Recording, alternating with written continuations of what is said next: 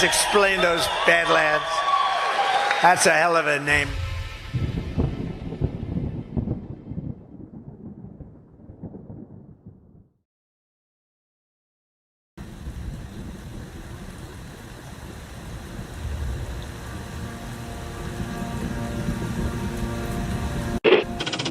Mr. Vice President, I'm going off script again, I know, but I just want to personally thank you. We've been through some stuff.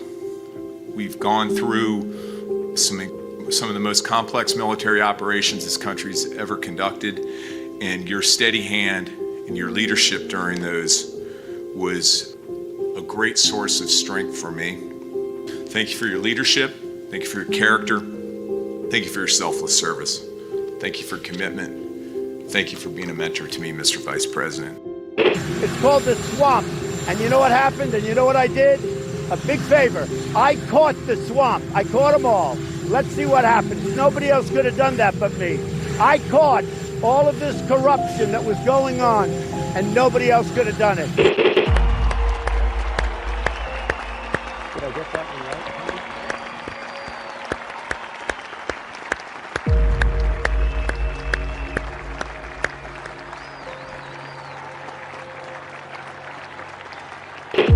Every 4 years, we gather on these steps to carry out the orderly and peaceful transfer of power. Today's ceremony, however, has very special meaning, because today we are not merely transferring power from one administration to another, but we are transferring power from Washington, D.C., and giving it back to you, the people. For too long, a small group in our nation's capital has reaped the rewards of government, while the people have borne the cost. Washington flourished, but the people did not share in its wealth. This American carnage stops right here and stops right now. The forgotten men and women of our country will be forgotten no longer. From this day forward, a new vision will govern our land. From this day forward, it's going to be only America first. This is a president of the United States who is a danger to the republic. America first. He knows he's an illegitimate president. The oath of office I take today is an oath of allegiance to all Americans. The great Trump recovery. America will never be a socialist country. I will fight for you with every breath in my body. Russia, Russian, pro-Russian, Russian, Russia, Russian, Russian, Russian, the Russians. Russian. Russia, Russia, Russia. And I will never, ever let you down. A dangerous virus is spreading rapidly in China, and U.S. officials are very worried that it could come here. This is really the worst attack we've ever had. This is worse than Pearl Harbor. This is worse than the World Trade Center. There's never been an attack like this. The time for empty talk is over. Now arrives the hour of action. What they're doing is using COVID to steal an election. Together, we will make America strong again. You know what it's about? Fraud, fake ballots. We will make America wealthy again. They are trying to steal the election. Now, under the leadership of President Trump, we are fully realizing President Kennedy's prescient view of Special Operations Forces. We will make America proud again. And watch, please, those mail-in ballots. We will make America safe again. And in millions and millions of ballots, their vote is under what they thought they needed. They're dumping more ballots in there, okay? And yes, together, we will make America great again. Thank you. God bless you. If we are right about the fraud, Joe Biden can't be president. Congress, the chair declares the joint session dissolved.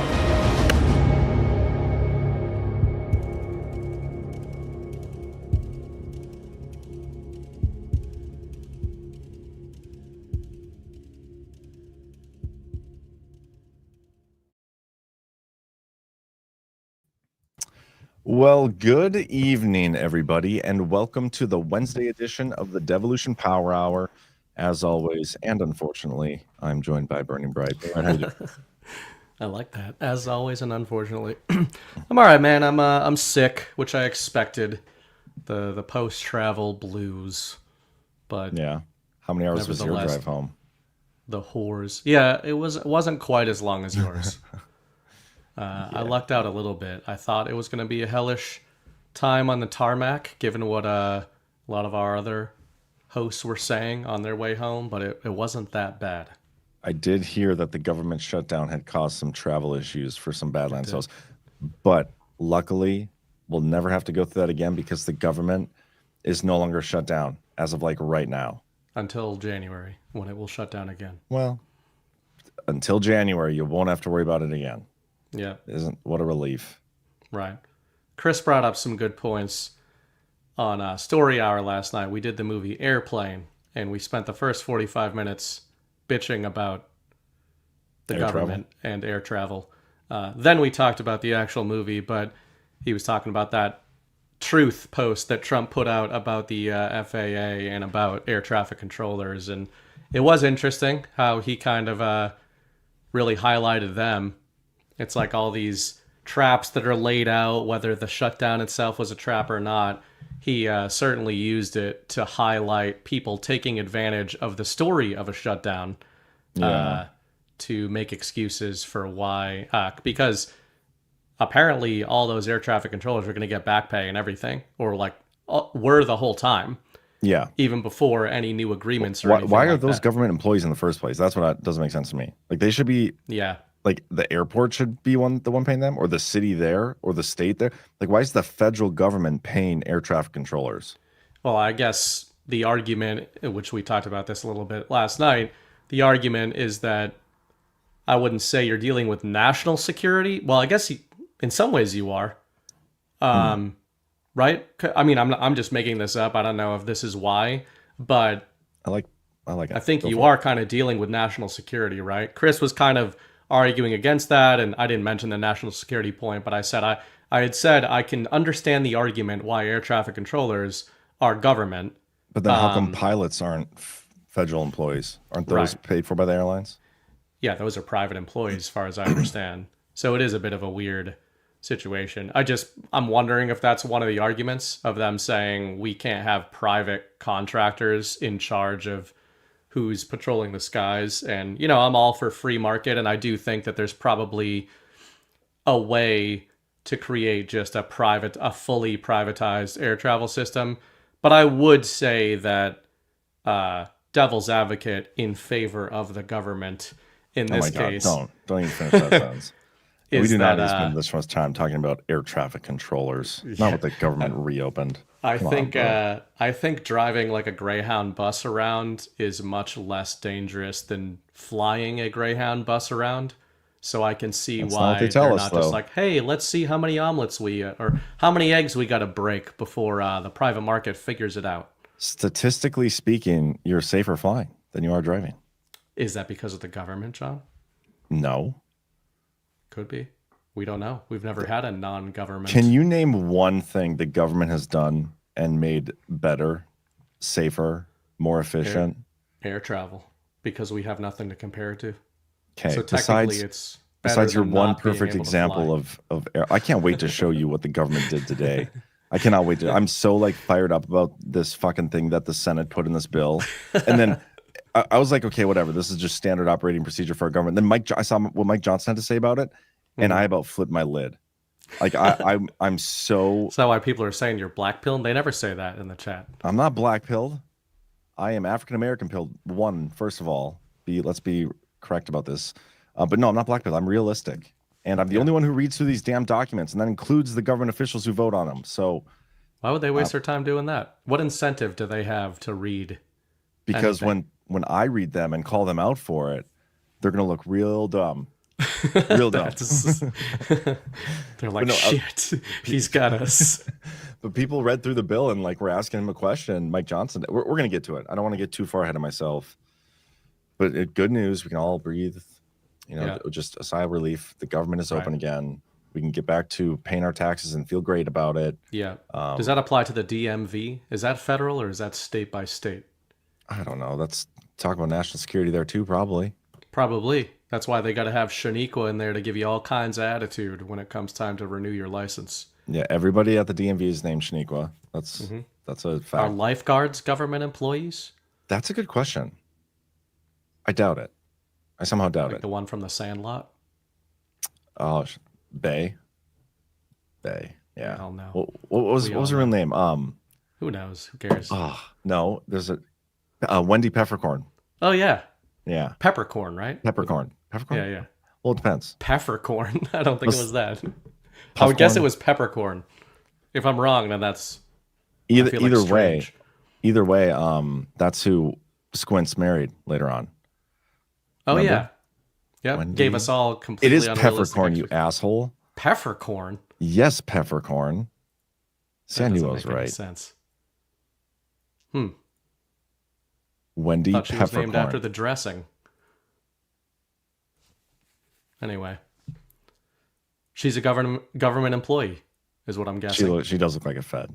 So it's accurate. Well, tonight we are going to talk about what the government did that I'm disappointed in. Boy, that was weird. That alone was that weird. should be clipped. We can just add that to the clips package. I'm always disappointed in my government, but I'm especially disappointed today. Yeah. We're also going to talk about Epstein. Did you hear that there's Epstein drama again? Trump's like one of them. Trump's the whole implicated. time. But then on top of that, not only is Trump implicated in the Epstein files, Trump is also just enemy of the state because of Indian visa holders or something. Like Trump, the guy who like framed Mega, is no longer Mega himself. Is that what started all that? Yeah. The H-1B thing is what started the whole Trump's like MAGA's dead thing. Yeah. I had missed the inciting incident there. Oh, I'll show. Was it because of the sit down with Laura there? Yep. Laura said some things, and then there's a lot of like ass kissing today from his cabinet, trying to like, make up for it and correct the record. But I think it's a narrative play. We'll talk about it. We'll get to it. Yeah. But before we do any of that, we should probably get a quick word from the sponsors of today's show. And first up, we got some Chef IQ, and this product is fantastic. My girlfriend, she's a pretty good cook, not gonna lie, but be careful, man. Now she's a great cook. And there's a noticeable difference between her cooking when she has the Chef IQ and when she doesn't. She's like a handicap cook. And when you give her technology to assist, she becomes just a subpar cook. Yeah, so that's a great metaphor. So imagine this. My girlfriend's Stephen Hawking, right? Just when it comes to cooking. Just when it comes to cooking. Yeah.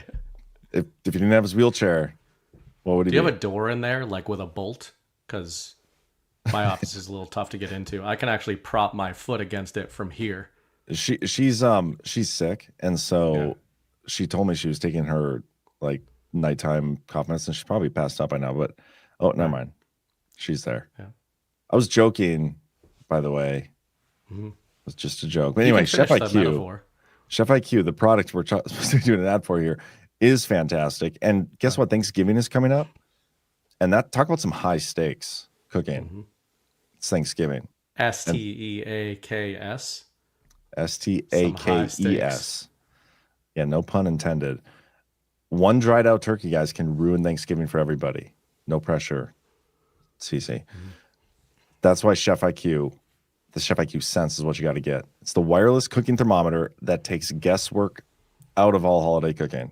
The USDA says turkey got to hit 165 degrees to feel safe. But you know what? Fuck the USDA. We don't know if we can trust them. That's true. But we can trust Chef IQ Sense. And if they agree with the USDA, then I'll vouch for it. Your eyes can deceive, but Chef IQ ensures you hit that perfect temp every single time. Whether you're roasting, grilling, pan-searing, even smoking the turkey, it's got you covered. It can be easier. Just insert the sensor, tell the app what you're cooking, then sit back and relax. Chef IQ Sense tells you when to flip, take it off the heat, and even how long to let it rest. Basically, it's like having a personal chef watching the stove so you can hang out with your guests. No more oven peaking, no more dried out turkey, just perfectly cooked meals every single time. It works for steaks, chicken, fish, whatever you're cooking. Pork chops. CC makes a mean pork chop. You'll wonder how you ever cooked without it. Ultimate gift, perfect for the holiday season. Go to badlandsmedia. Oh, no, let's not go to badlandsmedia.tv. Well, you should go to badlandsmedia.tv, but for this instance, you go to chefiq.com, promo code DPH. They're having a 30% sale site-wide. As somebody who is not a handicapped ass, Stephen Hawking ass cooker, like your girlfriend, apparently, allegedly, somebody who's rather good at cooking steaks and various foodstuffs, I can fully vouch for Chef IQ. You're going to get me in trouble. They're she is a good stuff. cook. I don't think I did anything here in this last few minutes. And you were fighting with Mrs. Bright in the chat even before the show started. Yeah, I sent her a DM about a GAR location. She never even opened it. She probably saw it, like the preview of it, and was like, yeah, fuck that guy. I'm not going to respond. That By the would way, be one of her moves. Is there anything that you've done to upset Miss Bright lately? Can we talk about that for a little bit? I don't think so. I think Maybe we're change good. the subject. I'm pretty sure you've taken a lot of heat, a lot of narrative shielding off of me tonight. So whatever it could have been, take all the slings and arrows. Is gone. Yep. Okay, and by the way, I was joking. She came into the chat and she's like, "Hey to all the cool people," or "Hey to everybody but the cool people," and I was like, "Hey to everybody but Miss Bright." It was the Wendy Peppercorn comments that got them both riled up. But hey, Peppercorn. Just like the dressing. Just like the dressing. All right, let's talk about this bill. Okay, so we got back from GART Monday. We're told that the Senate passed a continuing resolution. All we need was the rubber stamp from the House, and they would put this thing through, and just like that, we'd have our government back again. And so people are like, okay, well, 41 days, whatever, however long it's been. We broke the record, which is great news. Hopefully we'll get into Canton for that. But there's a couple things in this bill that are not cool, really not cool. And the Senate, bunch of assholes. Let me pull this up and show you guys. And if you watch my daily show today, you've already gotten a preview of this, so you're welcome. But keep in mind, this was a continuing resolution, a funding bill to reopen the government. And they've been like playing all these political games, all the political theater about how like important it is to open up the government. Now it's the Democrats' fault, and how all we needed was this one bill passed and all these things. And they tried to sneak one in. They did sneak one in there. It's just so stupid. So the whole thing, it starts with providers of Senate data notifying senators if somebody is seeking that data. So like if there's an investigation into them, whether it's civil or criminal or whatever, providers have to notify Senate officials. Okay, whatever is what it is. A lot of legal mumbo jumbo, but then it gets into this. So some relief. If anybody in the United States or DOJ, whatever, happens to not disclose that they have gotten data from a senator, there is a fine for that based on this law. They created a $500,000 or the amount of actual damages, whichever is greater. So minimum $500,000 for any instance of a government agency seeking or getting the data, whether that's like emails, phone records, whatever, from a senator. Okay. Really dumb. This is only for senators, by the way, nobody else. But this is the part that's really stupid, is they put a back date on this so that they could use it for the Arctic frost investigation. And if you don't remember, the Arctic frost investigation was Jack Smith and the Biden DOJ going through and getting data without notifying any of these people from a bunch of senators. There's like 9 of them, but then a whole bunch, like 400 plus private citizens that had nothing to do with the Senate. And keep in mind, this is a continuing resolution open to the government, and this bill only applies to senators. But they put a back date on here of January 1st, 2022. So into this bill, they slipped a provision where if a government agency gets a senator's data, the senator can sue the government, win up to $500,000 minimum per instance, and they backdated it so that all these freaking senators that it applies to, this is like a quick get-rich-quick scheme that they snuck in here. Like, do you understand what I'm saying? Not fully. What don't you understand? This was Republican senators who put this in here? Republican senators. Okay. Like, I can go through and read the details here. I don't want to get like Why did they write it in this font? Do they always do that? Because they're amending a section of something else. I'll go to the top of it. Here, hold on. Okay, so requiring Senate notification for disclosure of Senate data. This is an amendment to whatever section, I don't even know. They call it the definitions of what data means. Mm-hmm. And then here, notification by providers. If any provider for a Senate office receives any legal process seeking disclosure of Senate data of the Senate office that is transmitted, processed, stored, blah, blah, blah, they must notify the Senate office. So, like, if you were being investigated right now for a crime, BB, yeah, they wouldn't have to notify you, right? Okay. They technically wouldn't have to.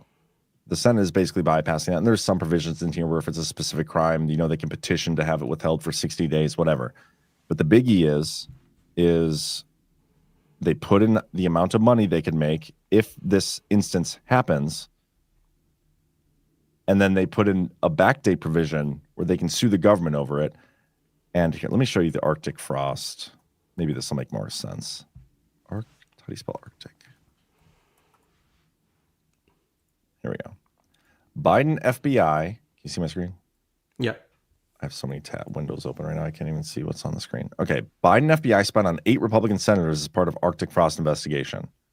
Explosive FBI document obtained by Senate Judiciary Committee Chuck Grassley reveals the FBI targeted 8 Republican senators' personal cell phones for trolling data as part of its Arctic frost investigation. One Republican member of the House of Representatives was also impacted. The Arctic frost investigation formed the basis of Jack Smith's Electra case. In 2023, they sought and obtained data about the senator's phone use from January 4th through January 7th. So what the senators did in this bill is they made this illegal, and seeking data from them, they made illegal? They made illegal and made it allowable for them to sue the agency, in this case, the DOJ, for a minimum $500,000 for doing this. Okay. This is like a get-rich-quick scheme. Like, do you understand what I'm saying? Like, they slipped this into a continuing resolution bill. Yeah. So any investigation or data collection on congressmen or on senators without notifying the senators, without notifying them, is now going to result in them making money off of it. Well, it's not going to happen again in the future because that agency would have to pay the senators. But the icky part here, well, there's a couple icky parts here. The ickiest part is they backdated it to cover this. Mm-hmm. So that they can sue and get the money. Does that make sense? Like, that's real icky. The other icky part is there were a whole bunch of other people, but this thing that they put in here only applies to senators. Yeah. Is this and is this any of this data collection, would it all have had to have been done with warrants? So I don't even know any of that.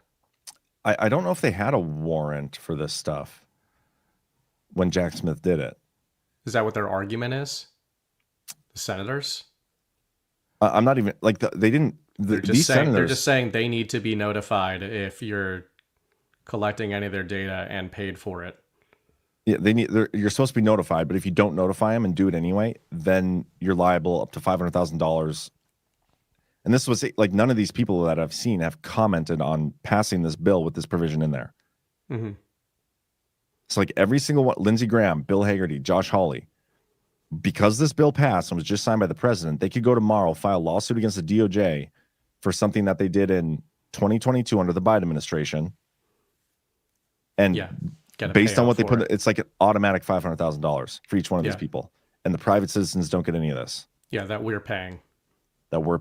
Yes. And they snuck that in there. And I have a comment from, let me show you this, from Mike Johnson. This is what really pissed me off today. Fuck these guys. Said earlier that you would repeal that FBI provision that's in the bill right now. Do you have assurances from Leader Thune that he will bring it up in the Senate? I did call Leader Thune this morning. I want to say that he's a principled leader. I've enjoyed working with him. We've had a great working relationship and a good friendship. He's a trustworthy, honest broker. And that's why I was so surprised. I just want to say that because he had to start this entire sentence by saying all those things, it probably means he's none of those things. Yeah. For doing what they passed. We found out about that provision. It was put in our clean CR at the last moment. I'm just be honest. I'm very transparent with you all. I was very angry about it. I was. And a lot of my members called me and said, did you know about it? We had no idea. That was dropped in at the last minute. And guys, what day is it today, Burning Bright? November 12th. No, what weekday? Wednesday, November 12th. The Senate passed this bill Monday, November 10th. Like 48 hours, is that last minute? Like, you did not have to vote for this bill, Mike Johnson. This is retarded. This is a lie. This is a bold-faced lie. Yeah. Or the truth, the truth, which is like, it's one of those which is worse type of situations. It's true. You're right that it wasn't at the last minute, but it's more, I can believe that these people didn't even see that or know it was in there because they don't read any of this stuff. That's it too. But either way, like, it's unacceptable. Oh, yeah. And once he found out about it, they did not have to vote for this thing. I mean, I know like all the pressure was on to get it in there, but listen to the rest of this, and then I'll stop interrupting. I'm sorry. I'm just so like fired up over this situation. It's such bullshit. I did not appreciate that, nor did most of the House members. Many of them are very angry about that. So we will be bringing that up. We'll probably pass it on suspension early next week, and we'll send it over to the Senate. I had a conversation with Leader Thune early this morning about it. I think he regretted the way it was done, and we had an honest conversation about that. I didn't ask him for any commitment at that time because I had a lot on my plate today, and I've been busy ever since that conversation we had early this morning. But I'm going to speak as truthfully to him as I am to all of you and tell you that I think that was way out of line. I don't think that was a smart thing to do. I don't think it was the right thing to do, and the House is going to reverse it. We're going to repeal that, and I'm going to expect our colleagues in the Senate to do the same thing. Mr. Speaker, for full transparency. So can we see the list of names specifically there? These are the names that this has already affected, right? That would be getting retroactive payouts. Minimum $500,000 for each of these people. Plus, Holly is an interesting one to be there because he's Mr. Fire and Brimstone. Well, that might just be a show, BB. Yeah. Cynthia Lummis. Oh no, she's the Bitcoin lady. I mean, if she's at least honest, like, yeah, I'm going to use it to buy more sats. Makes sense. Yeah. Every one of these people like besides Lindsey Graham.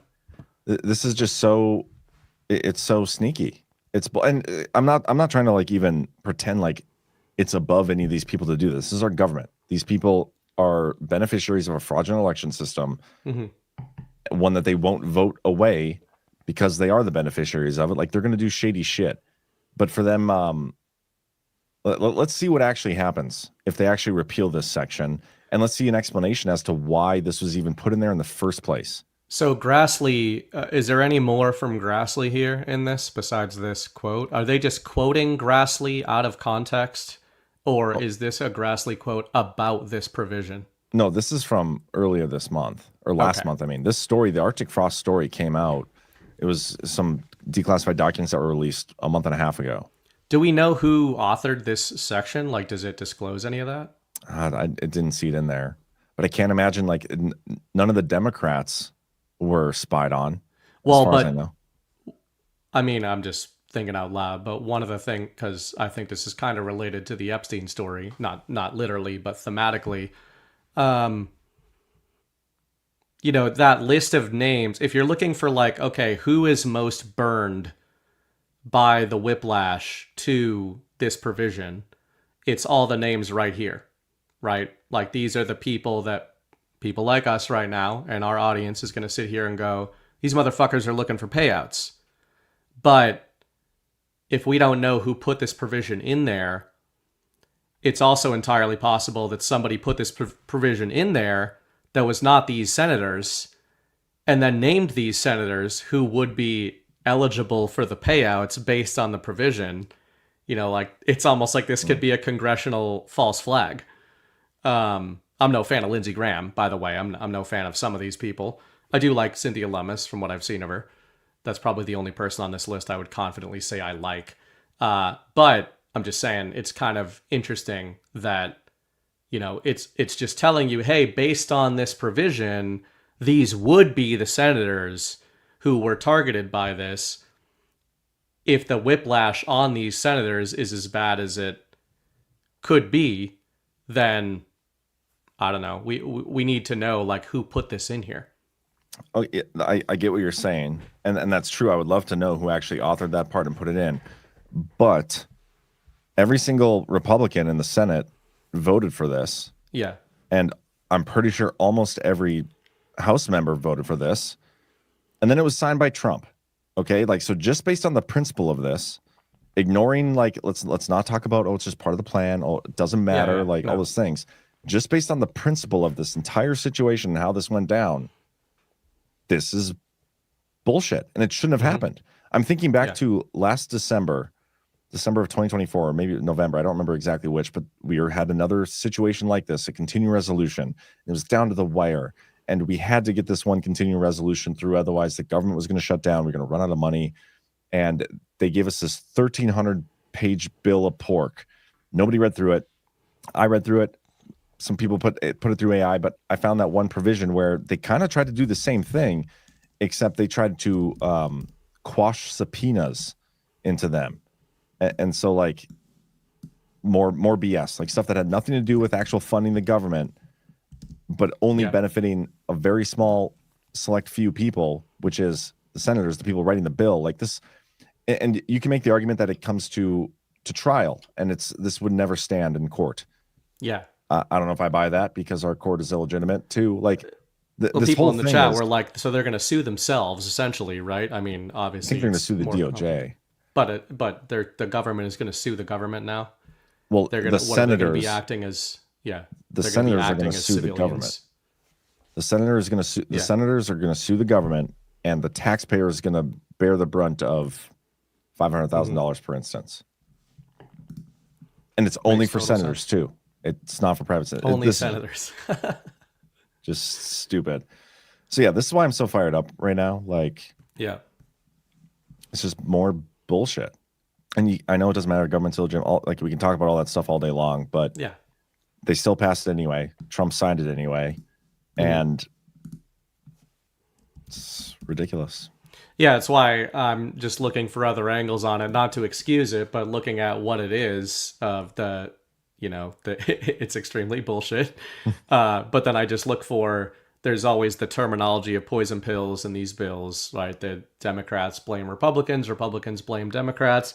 Just saying, if you did want to make the other side look bad, like over the narrative has been over the course of the last 43 days, Democrats are the ones holding this all up, right? Obviously, they've both blamed each other, but like largely the narrative has been Democrats have held all this shit up over Obamacare provisions.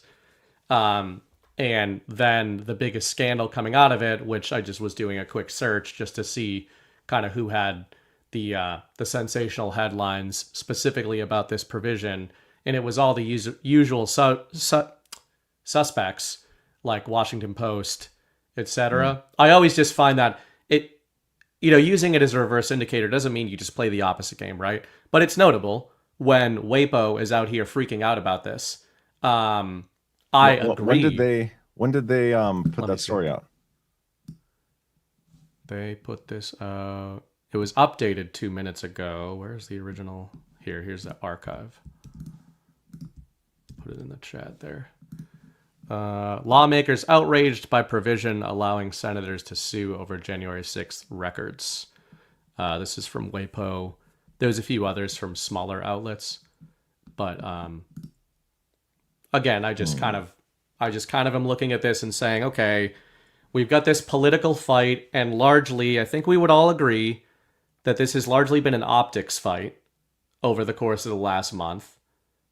It's debatable who was winning that. Of course, Trump and Johnson and the supposed Republicans have been saying the Democrats are obviously losing this. That's not necessarily the case. That might be the case for a lot of people in this audience who kind of really look into this stuff closely. But there was a strong argument that, and honestly, I would probably default to this argument. If people start being affected, such as via shitty airline travel, approaching the holidays, they do not care and they do not know who is holding up bills. All they know is who is quote unquote in charge of the government. And that is Republicans. So I actually completely disagree from an optics perspective the Democrats were the one holding the L on this. And if I'm looking for who put the poison pill in there, if you want to call this provision a poison pill, who stands to gain the most from putting this poison pill in there optically, I would say the quote-unquote Democrats stand to gain, because they weren't the ones being investigated at this time, right? It's just food for thought. I don't know. It seems like obviously all indications are it's going to be removed. But if you play devil's advocate and look at Mike Johnson and his reaction there, it's like, was this more Democrats slipping one in and making them all look like they're trying to get big payouts on this? So then it'll be interesting, and I don't know if this has already happened, but in the coming days, if Chuck Schumer starts making the rounds talking about this, then to me, that would also be a bit of a reverse indicator of who tried to get it in there. Everything you said stands on the merits, lack of merits of this provision in the first place, and that it should have been caught. But it just makes me wonder who was the driving force behind putting it in there. Totally understand your argument, but the final point I'll make on it then is I was about to say we elect these people. Mm-hmm. These people tell us that we have elected them to do a specific job. It's to go to Congress and represent us. And doing that, like they make good money. They get all these perks. They get a whole bunch of Jew money from AIPAC and all that stuff to like just play a ball, like all these things. Their one job is to like at least read the fucking bills. Like this one wasn't even that long. It was 300 some pages, and most of it was stupid. Like it doesn't take much work to like scan through and find the BS. At least have a staffer do it. There's an excuse to me that's like, oh, maybe the Democrats snuck this in there, John Thune. Like your office budget is in the millions and millions of dollars. Your staffers, all these people, like if it passed the Senate, it's because they wanted it passed. There's some quotes. There's some quotes in this article that read it. Pull it up, man. Yeah, hold on. Because this was just updated. I don't know if this stuff is new. I wasn't really following this story. The article today, came out that you're if it's the Washington Post, it's from 9:26 p.m. Eastern. Okay. So it was updated. It was updated just now. So I don't know what is new and what is old in this article. 8 hours after I talked about it on my show, by the way. Yeah. So anyway, just if we're looking for names, the language about the lawsuits was inserted into the bill as part of an agreement between John Thune and Charles Schumer, according to 5 Senate aides familiar with the matter. Thune's involvement was first reported by Politico. It would also allow senators to sue, blah, blah, blah. Lindsey Graham said he would definitely sue under the law. Quote, and if you think I'm going to settle this thing for $1 million, no, I want to make it so painful that nobody ever does this again. Backlash from the House.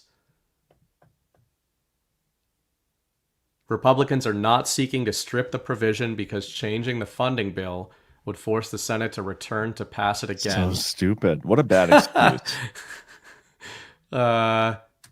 Speaker Johnson said the House would fast-track legislation to repeal the provision.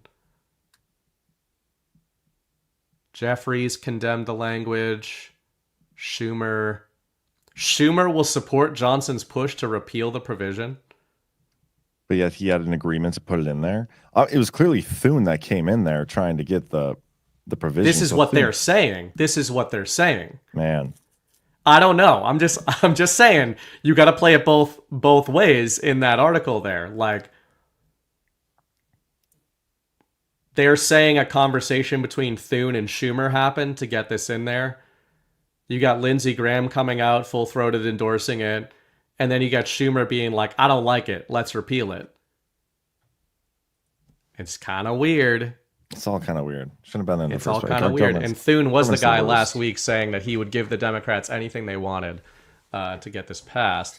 Anyway, I don't know. It's just weird. The one question that nobody will ask any of these people, including President Trump, is why should we be paying our taxes when this is the bullshit that they do? It's a legitimate question. Nobody ever asks it. That's why you need balanced media in the White House. But we got new media like Tim Pool in there, so that's What's cool. MTG saying about this? Oh, I'm curious. That's a great question. See if there's anything else here. So Jeffries wanted everybody to know it's bad. Schumer wants everybody to know it's bad despite apparently agreeing to it. Who else? Austin Scott said it had caused him to struggle with whether he should support it. I'm hoping it's just poorly worded language they will agree to fix. Just go read it. And you voted for it. Every one of these people that quote is like, oh, I don't like that thing. They all voted for it. So Chip Roy is strongly against it. But voted for it. Yeah, I mean, narratively against it. The only one endorsing it right so far is Lindsey Graham that I'm seeing. Raskin, strongly against. Well, of course. This whole thing is so stupid. Schumer said he voted for it. Wait, what was the rest of his quote? Schumer said he voted against the bill because it only came with Thune's promise of a vote on the subsidies. That's another. So this is look at this contradiction here. So Schumer voted against the bill. Shaheen, Hassan, and King, who led negotiations to reopen the government, were unaware that Thune and Schumer had agreed to include the provision.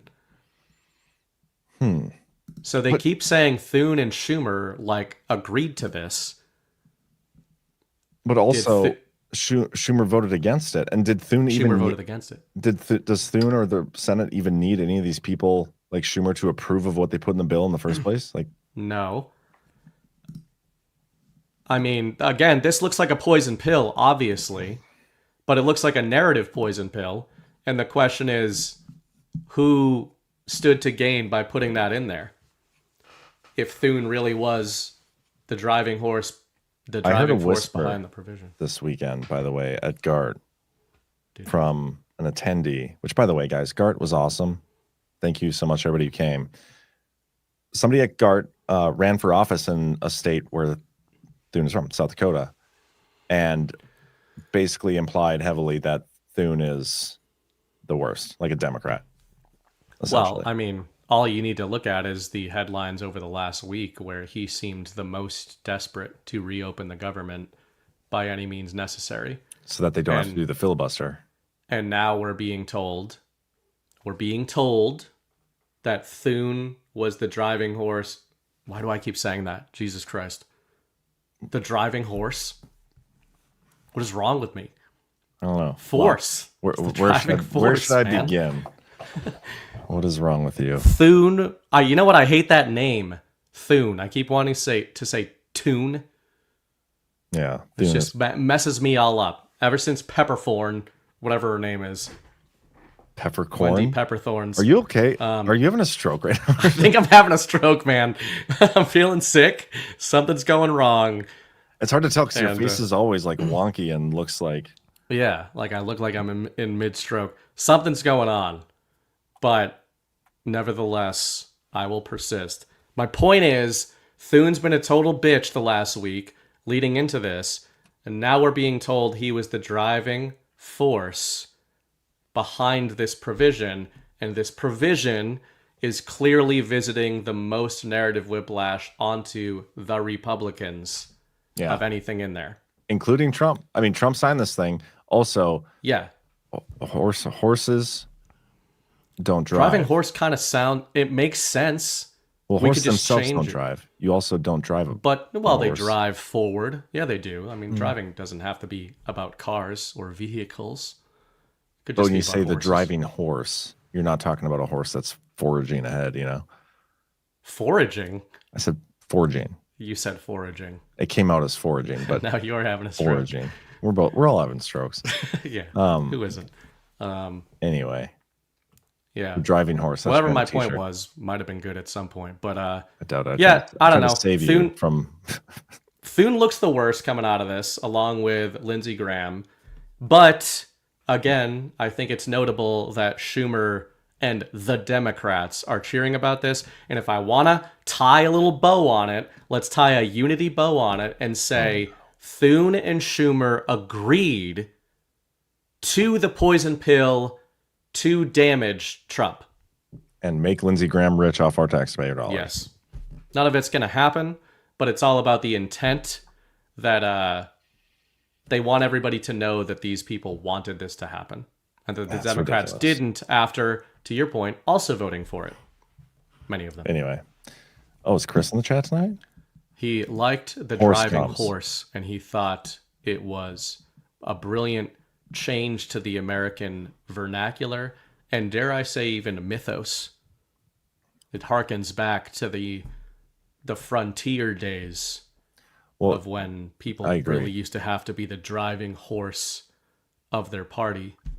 We should put a horse behind a steering wheel on Mount Rushmore, I think. You just inspired me.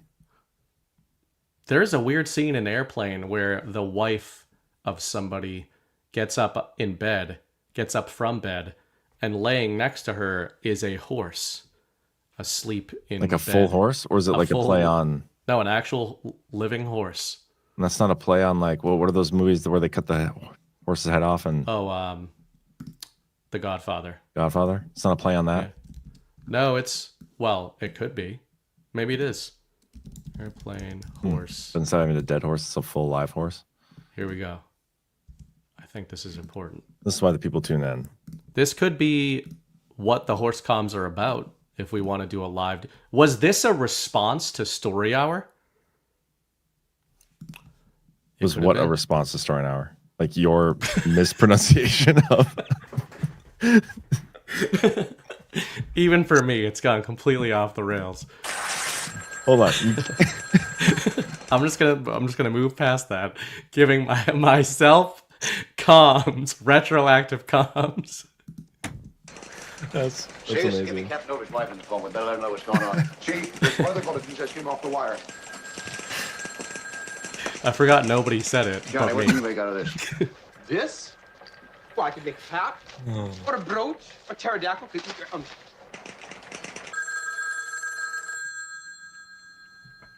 So let's see what is. How long is this going clip, on. by the way? Just a minute. Okay. Long Hello? minute, but Mrs. Over? Yes, this is Mrs. Over. This is Ed Macias calling from the airport.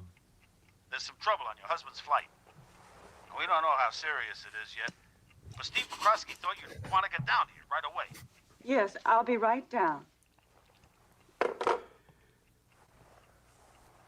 I've got to go to the airport. You can let yourself out the back door. There's juice in the refrigerator. it's a straight up horse. How'd they get a horse to lay so calmly in a bed under the I know. covers? Nowadays, we'd need CGI to do that, and it would look ridiculous. Chris's comment in the chat, was your stroke brought about by Story Hour Sig Deco? That was hilarious. I can't believe you give yourself comments. I decoded myself, but there was That's so I don't know. I did have Dayquil. Somebody asked about NyQuil. I had Dayquil. I mean, there shouldn't be anything in that I know of. Did G Money give you the shrooms? No, I didn't have any. No. Of the imaginary. Are you sure? Things. Yep. What do you mean imaginary? They're sponsored, dude. That's true. It's okay. Yeah, I haven't taken any drugs tonight. So, anyway, I feel like it was a strong segment. No, I think we should transition to Indians taking our jobs. How about we do that? I'm always willing to recover with a bit of old-fashioned racism. I agree. But before we even do that, let's see if we can get a quick word from a sponsor. Let's see who we got from Rumble Studio.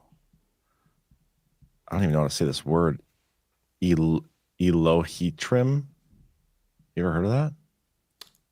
Elohitrim? Yeah, sure. We can pretend we did. I mean, that's a really hard word to say, but how do you spell it? Elohitrim.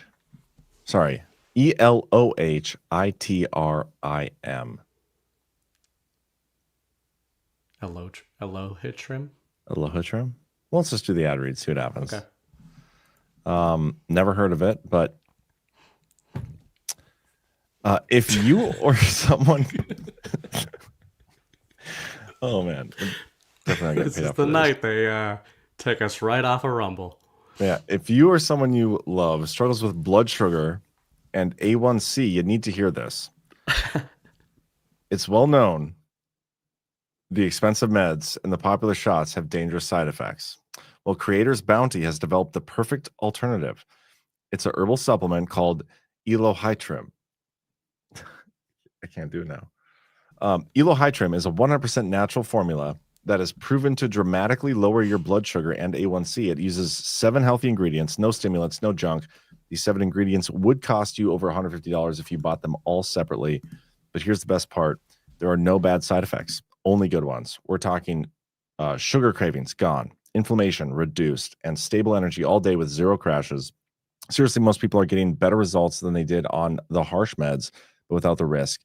Elohitrim is made in the USA at an FDA-registered facility, fully tested, and is backed by a no questions asked 90-day money-back guarantee. The friendly folks at Creators Bounty offer fast and free shipping 5 days a week from Oklahoma. And before I end this Rumble ad, because I know they monitor and like review all these, I would suggest, Rumble, that you put a little thing in there on how to say that word so I don't get the giggles while I read the ad. But thank you, Rumble Studio. They're not paying us out for that one either way. Creators Bounty. So for that spot. I bet it's pronounced Elotrim. But then why even have that H? Why have the HI in there? You could spell Probably that. A scientist at some point. Oh, yeah, so dumb. But anyway, yeah, speaking great segment that we just came off of, and we should do another one. Yeah, speaking of scientists, probably a foreigner, probably here on a visa. Let's talk about what got everybody all pissed off and off the mega train this morning or last night, whenever this interview happened. This is what pissed everybody off, and it's so funny. Like the H-1B visa discussion, we had this discussion like a year ago, and this I was saying on my show this morning. Vivek Ramaswamy, he like basically tweeted himself off of Doge and into the governorship of. Oh, I had a great joke. Well, Indiana, because he's Indian. He's going to be the governor of Indiana, or is it Ohio? I don't even know which one he's running for, but either way, I hope it's Indiana. Indiana. Ohio. Oh, damn it! Never mind. Then it's less funny. Anyway, let's take a listen to what Trump had to say. Republicans have to talk about it. And does that mean the H-1B visa thing will not be a big priority for your administration? Because if you want to raise wages for American workers, you can't flood the country with tens of thousands or hundreds of thousands of foreign workers. You also do have to bring in talent. When we have plenty of talented people here. No, you don't. We don't have talented people here? No, you don't have. You don't. Let's just pause it here because this is clear what got everybody pissed off. He could have been talking specifically about Fox News, because I would argue Fox News does have no talent. Yeah, that's fair. Being as literal as possible. But we'll play the rest. I don't know why I'm so interruptive. What's the word? I don't think there is one. You're probably the wrong guy to ask for this tonight. Yeah, not tonight. Pre-stroke, I could have nailed whatever word that could have been. Okay, we're going to start over, and I'm going to keep my mouth shut. Yeah. Republicans have to talk about it. And does that mean the H-1B visa thing will not be a big priority for your administration? Because if you want to raise wages for American workers, you can't flood the country with tens of thousands or hundreds of thousands of foreign workers. You also do have to bring in talent. When we have plenty of talented people here. No, you don't. We don't have talented people here? No, you don't have certain talents, and people have to learn. You can't take people off an unemployment line and say, I'm going to put you into a factory where we're going to make missiles, or I'm going to put How did we ever do it before? Well, when you and I were I'll give you an example. In Georgia, they raided because they wanted illegal immigrants out. They had people from South Korea that made batteries all their lives. You know, making batteries are very complicated. It's not an easy thing and very dangerous. A lot of explosions, a lot of problems.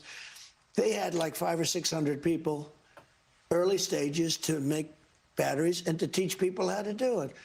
Well, they wanted them to get out of the country. You're going to need that, Laura. I mean, I know you and I disagree on this. You can't just say a country's coming in, going to invest $10 billion to build a plant, and going to take people off an unemployment line who haven't worked in 5 years, and they're going to start making missiles. It doesn't work that way.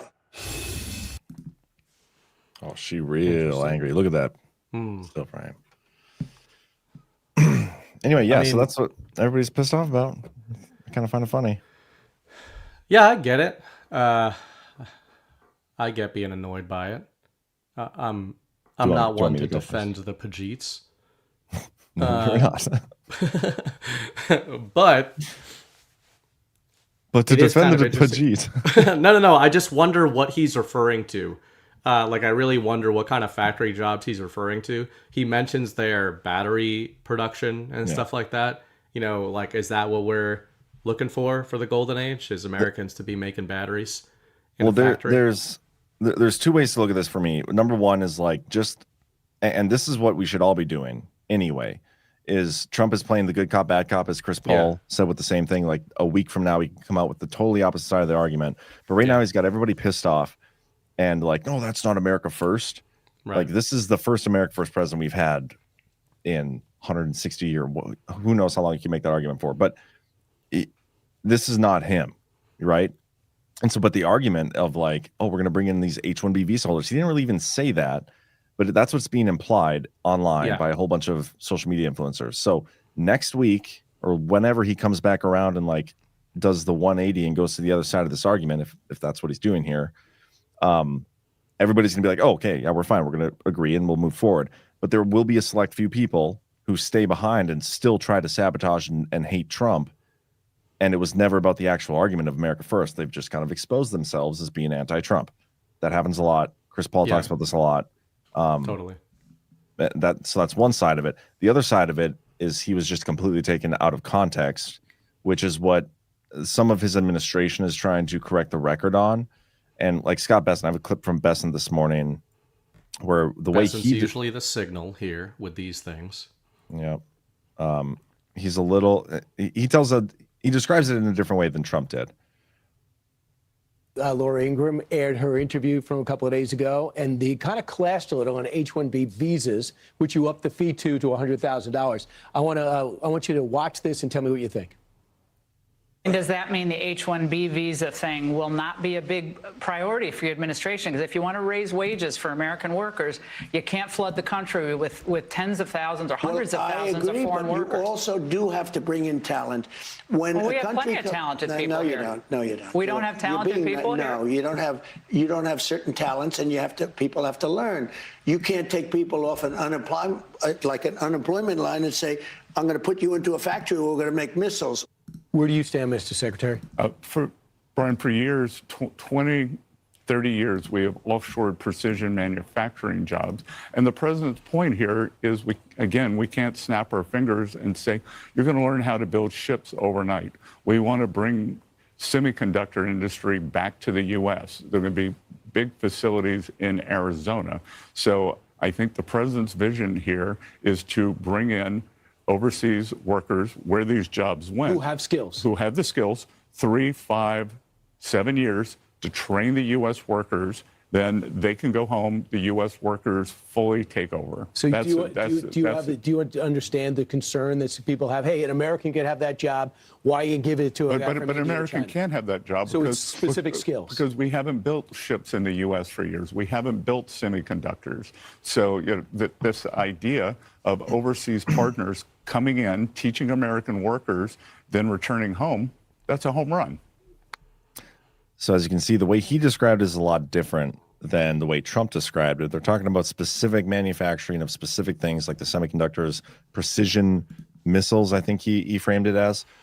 And them like going home afterwards, that's a different story than the way that the H-1B visa system has been abused for decades. And so if that's what actually happens, though, like that's the thing. Yeah, there are new provisions. I know the limit got raised, as he mentioned there, to 100,000. Is there a new limit, a time limit on them yet? I don't know. That's a good question. But because that's big. I think, first of all, I think Trump did say that. He just said it, like you said, he was put on the spot. He kind of fumbled his way through the response. He did say, he kind of recovered in there with Ingraham and said, precision. Talents. He said, we don't have talent. She said, we don't have talent in this country? Again, Fox News, Donald Trump's best friend, right? And he said, they tried to do a double gotcha there, by the way. So she tried to do a gotcha on Trump, and then they tried to do a double gotcha with, look at how we got Trump earlier. Do you want to help us get him and double down on it? So that's one thing. He said, we don't have precision manufacturing. You know what's funny? I took a break from my walk around Japan videos that I watch with Baby Bright when I'm watching them. and I randomly happened across a Chinese engineering video today, which is kind of timely. Somehow, and I'm not sure if that's weirder. I think it is. It is for sure, but it's oddly equipped me for this segment. I kind of said this. I was waiting for you to be equipped for a segment tonight. Yes, so this exactly. Is good news. It's all just been horse comms until now. Americans are largely very wrong about what's going on over in China. And that is on a lot of levels. I mean, but, dude, we're wrong about what's going on here. Yes. So but imagine applying that to China, right? Yeah. There's been a very curious macro going on over the last few years. And I would say this transition happened during the Biden administration, the narrative transition. During the first Trump administration, Trump declared a trade war with China. He started the trade war then. And the media and the globalist protectorate defended China against Trump, right? Because that's kind of their reaction.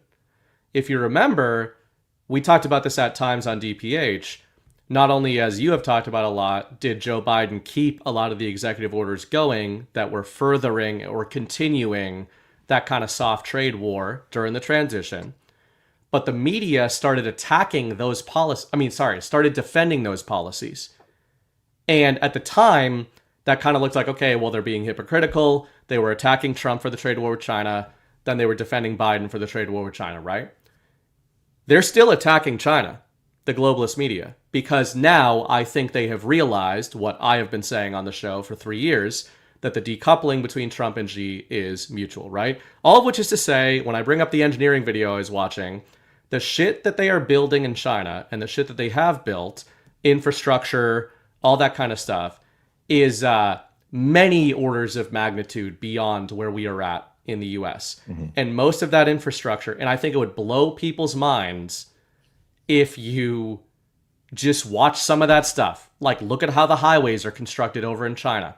Look at how the transportation system is constructed. Look at videos of malls. What? I saw a video today that they just opened up this like crazy awesome bridge over in China. Like, did you hear about that? It's like a suspended weird engineer, like an engineering masterpiece. Took him 19 months to build, only $1.3 million, and it like fucking collapsed today. I didn't see that. Yeah, partially collapsed.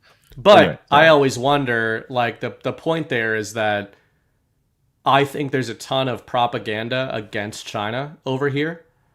And, like, I actually know a guy from my old publishing days who's from Boston. He married a Chinese girl. He's liberal. But married a Chinese girl, lives in China, has lived in China for, like, 20 years now. And I used to ask him about that back in, like, 2014, 15, 16. Like, man, if I go on 4chan, all I see is people just, like, falling into sinkholes and ghost cities in China.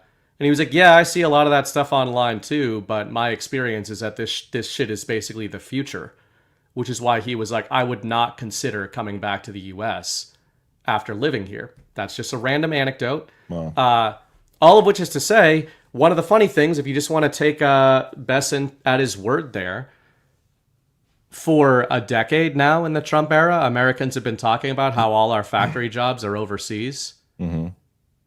But it's unreasonable for them to now say we need these overseas people to show us how to do the stuff they've been doing for the last 20 years. How is that fucking ridiculous? It's not. And you can't watch a training video on how to build a semiconductor. You're absolutely right. And this is a point that I was going to bring up. You kind of were leading into it here. And I've talked about this with Thomas Massey quite a bit. And we're going to talk about the Epstein here thing in a little after this segment. So when it comes to the Epstein files, Thomas Massey had not said a peep about releasing the Epstein files until it became political capital for him to use against Donald Trump. Like, literally go search his timeline, type in the word Epstein on Twitter. The one time he even talked about it prior to this Trump administration was him being like sarcastic when somebody's like, you should demand a release of the Epstein files. He's like, I demand the Epstein files. That's it. Not a single peep. He does it because it can score political points. So the question really becomes is when we had the Biden administration in here, they had a wide open border.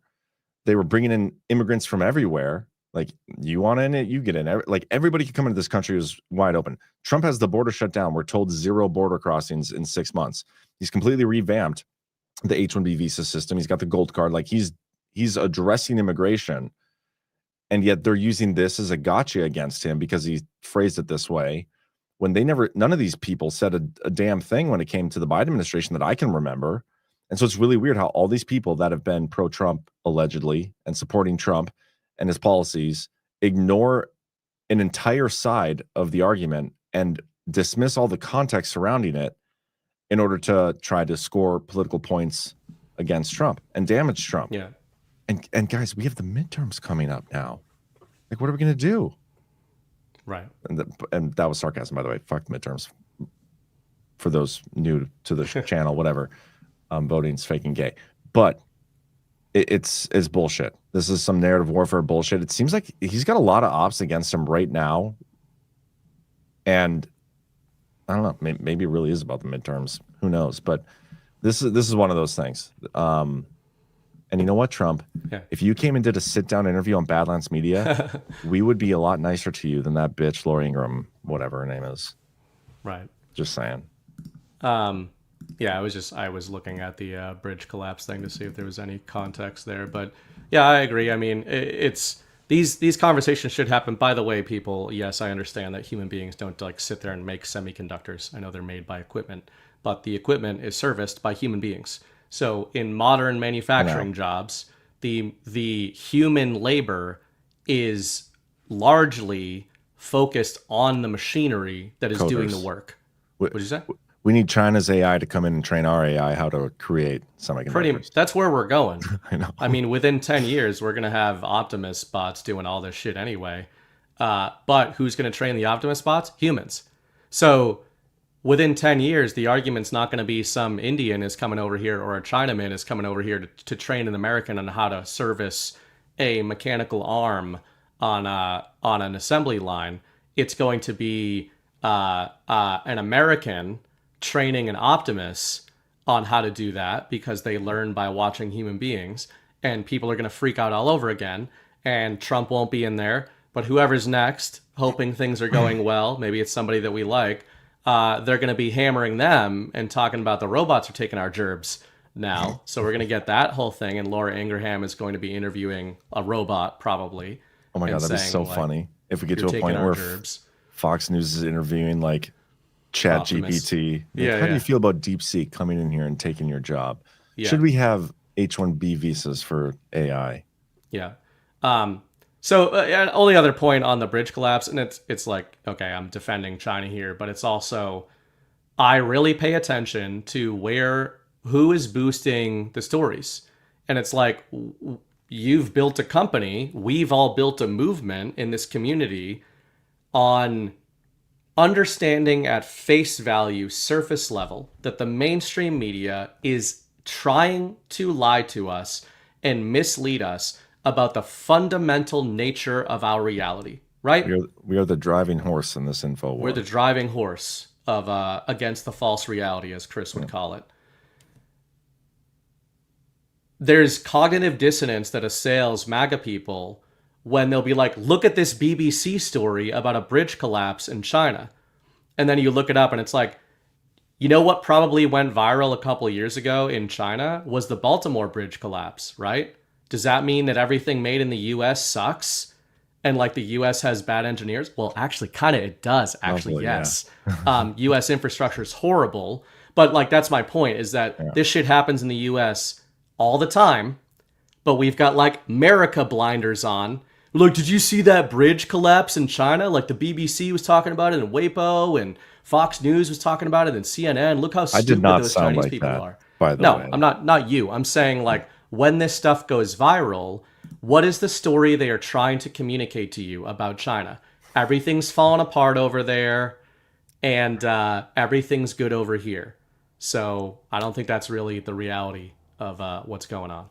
That's what I said earlier, and you're like quoting me, but like, no, I'm not quoting you, bro. That's not you. That was totally me earlier. But it's true that bridge. I read about that bridge a long ass time ago because it's like this. You should, hey, when you're watching a video with your son later, this is the video you should watch. Is how they made this bridge. It was pretty freaking interesting.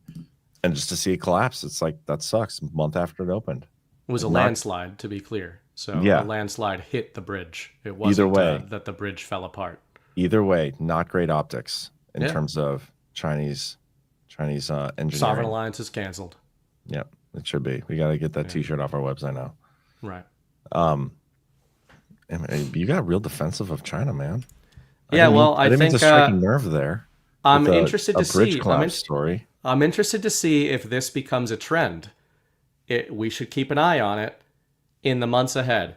Does China's falling apart narratives start really accelerating ahead of what is very likely to be, and we don't know the timeline, but 2026, 2027, we're still in the kayfabe stage of Trump versus Xi. Obviously, that's going to end at some point, and we don't know when, which means we're going to hit the acceleration phase of those joint economic projects that both Xi and Trump are talking about, right? So I bet that this is seeding, the beginnings of some seeding of like, do we really want to be doing joint economic projects with the Chinese? Is this responsible of the Trump administration? So, I always look for like, why are they seeding this kind of stuff? Well, Trump and Xi are talking about massive, world-changing joint economic projects. Yeah. They want Americans to fear that when it starts getting announced, because when they think of China, when we think of China, we think of, cheap bullshit. Well, like, hate to break it to you guys, the cheap bullshit is the stuff they sell Americans because Americans buy it. That's not what they're selling over there. So it's just interesting. Interesting way to think about it. I'm moving to China tomorrow.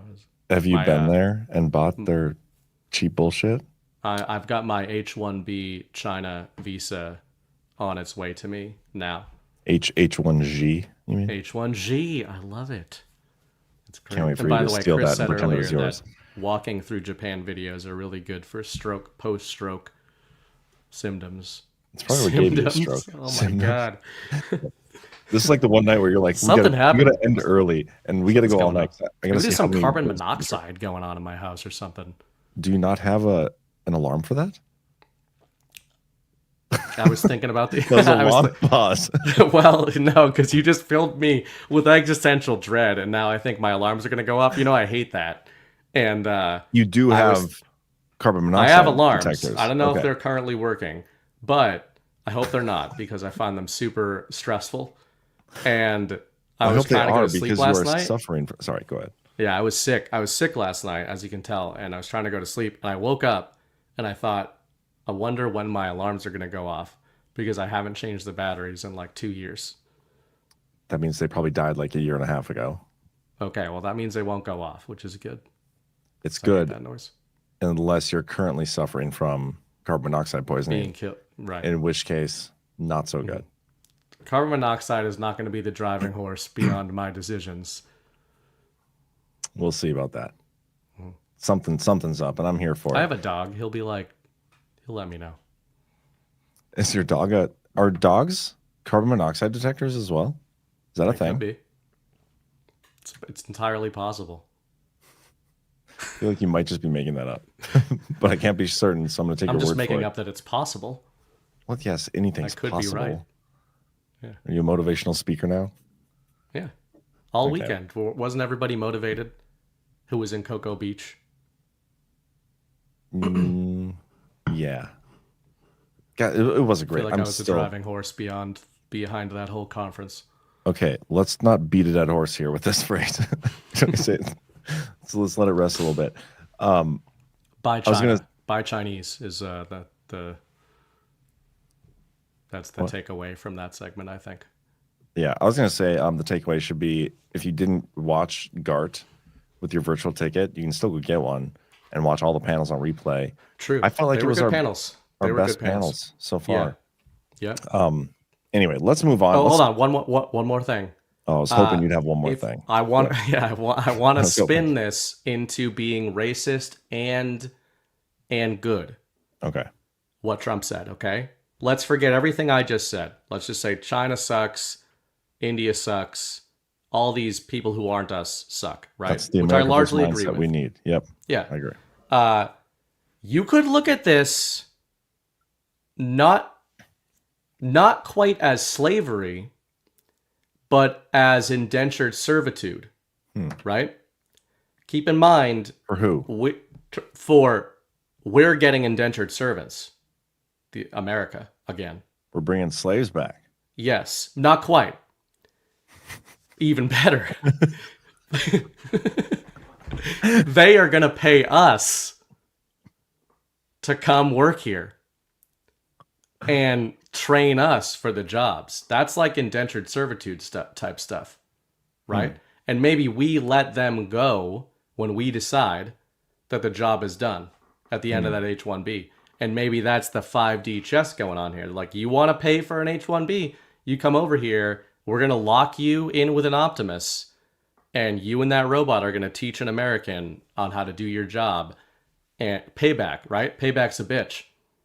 And you're gonna pay for the honor. And then you're not going to be able to wait to get back to India to do whatever the hell you were doing over there. You know, it could be that everybody's just like blowing this whole thing out of proportion. Like if there was a company in California that made a specific type of semiconductor and they were getting bought out by a company in Florida, they would probably ship some of those engineers over to Florida to train the engineers there to do the job. Like that's, I feel like a pretty common thing, but just the fact that it's Indians, now they're slaves. And I mean, that seems like a little bit. Servants, indentured servants. There's dignity to it. They agreed to this, right? That's the difference. I know. I'm just. So like you sign the contract to be an indentured servant and them's the breaks. Yeah. So I think that's what's going on. I just think it's being completely blown out of proportion by the media as a damaging hit piece of Trump, as they like to do. That's what they do. Well, but bringing on domestic manufacturing again, onshoring our production requires the training of some people. Yep. Elementary son of man says, John, you're trying to make sense. Stop. I'm glad we could bring some nuance to that conversation about whatever we were talking about. I agree. Okay, let's piss everybody off with some Epstein talk. I don't think we will. I think this is a fun little story we got going on here. It kind of is. And to be totally honest, like of all the stories that hit the news the last like 24 hours, this one I didn't even like dive that deep into, surprisingly. I'm like, the Epstein shit is such a rug. A rug. Yes. It's a rug. Cam was talking about the magic carpet rides. It's kind of the magic carpet ride of the info war. Yeah, like it really one is. That keeps coming back. The rug that never ends. It's a never-ending rug. And CanCon was all in on this rug, but he was exposing like some of the hypocrisy and stupidity. Yeah. The Democrats essentially good takes. For sure. The Democrats posted like 3 emails from the Epstein estate that mentioned Trump. Like Trump is not part of the emails. He is just mentioned in the emails from this author or journalist, Michael Wolff, or I don't even know what the guy is, Michael Wolff. And then Epstein, I think Ghislaine Maxwell's in there. And they try to take it out of context and make it look like it's a bad look for Trump. But then the Republicans on the Oversight Committee come out and they're just like, well, we're just going to give you the rest of the 22,000 emails, which I'm wondering why they didn't give us the rest of the 22,000 emails right when they got them in the first place. They only did it in response to the Democrats putting out selective, whatever. It's all very stupid. But yeah, the Democrats thought they were going to capitalize on some of this Epstein narrative against Trump. Republicans saved the day in a weird way, but yeah, it's a big nothing burger against Trump, as it has been. And honestly, we are yet to see a single ounce of evidence that the Epstein files is what we thought it was in the first place. That's the part that I keep coming back to. I know there's a story last week where Epstein was tied to Israeli intelligence. I thought we already proved that and knew that. But that's circulating. And now this stuff, I mean, I don't know. It's just not that, doesn't get me all that hot and bothered anymore. It's a rug. Yeah, I would agree with that, but I actually found this one kind of interesting, almost because of that. This is probably the first time I've ever said this on the show, but I think CanCon was making some good points. earlier today. What were his points? He was basically, I didn't watch Badlands Daily. I asked him what he was saying on Badlands Daily, but I know a lot of people, they were featured this morning. Was it Chris that was with him? Yeah, I watched a little bit of it too. And I do remember thinking like, yeah, that makes sense. Yeah, I went back and forth with him a little bit after that show. And he was talking about how this looks like on the surface when you're just skimming through what's being alleged here.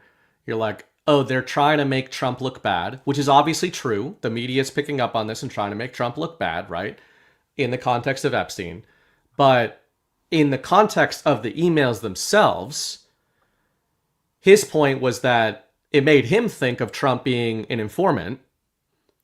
And I totally agree with him. Yeah. A couple of quotes that are from this. So in an email exchange... Sorry. Before you even get there, didn't we already know he was an informant? Well, we knew in the, was it 20, I don't know what year it was, in the Virginia Giuffre trial or investigation. I don't think he was classified as an informant, but everyone in this community has seen the infamous video with her attorney who said that Trump was like very forthcoming and very helpful with his information on Epstein.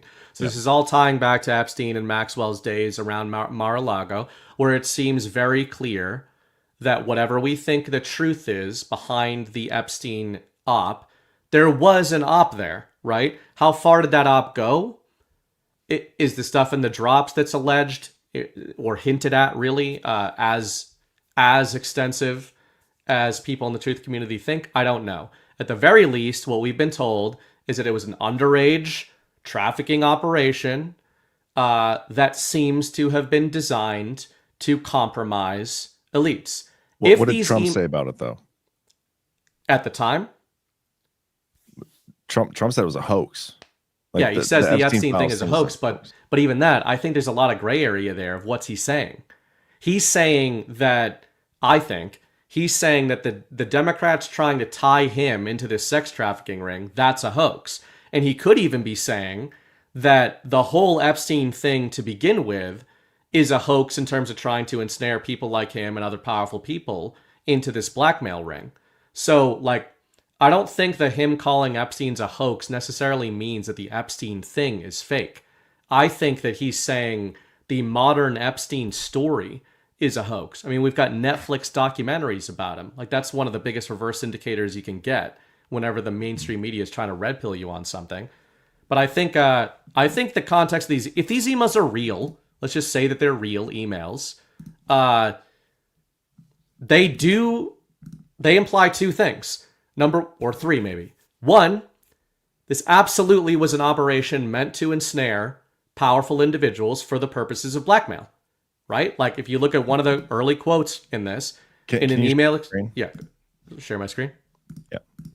I'm using the Zero Hedge write-up, by the way, but multiple sources for this.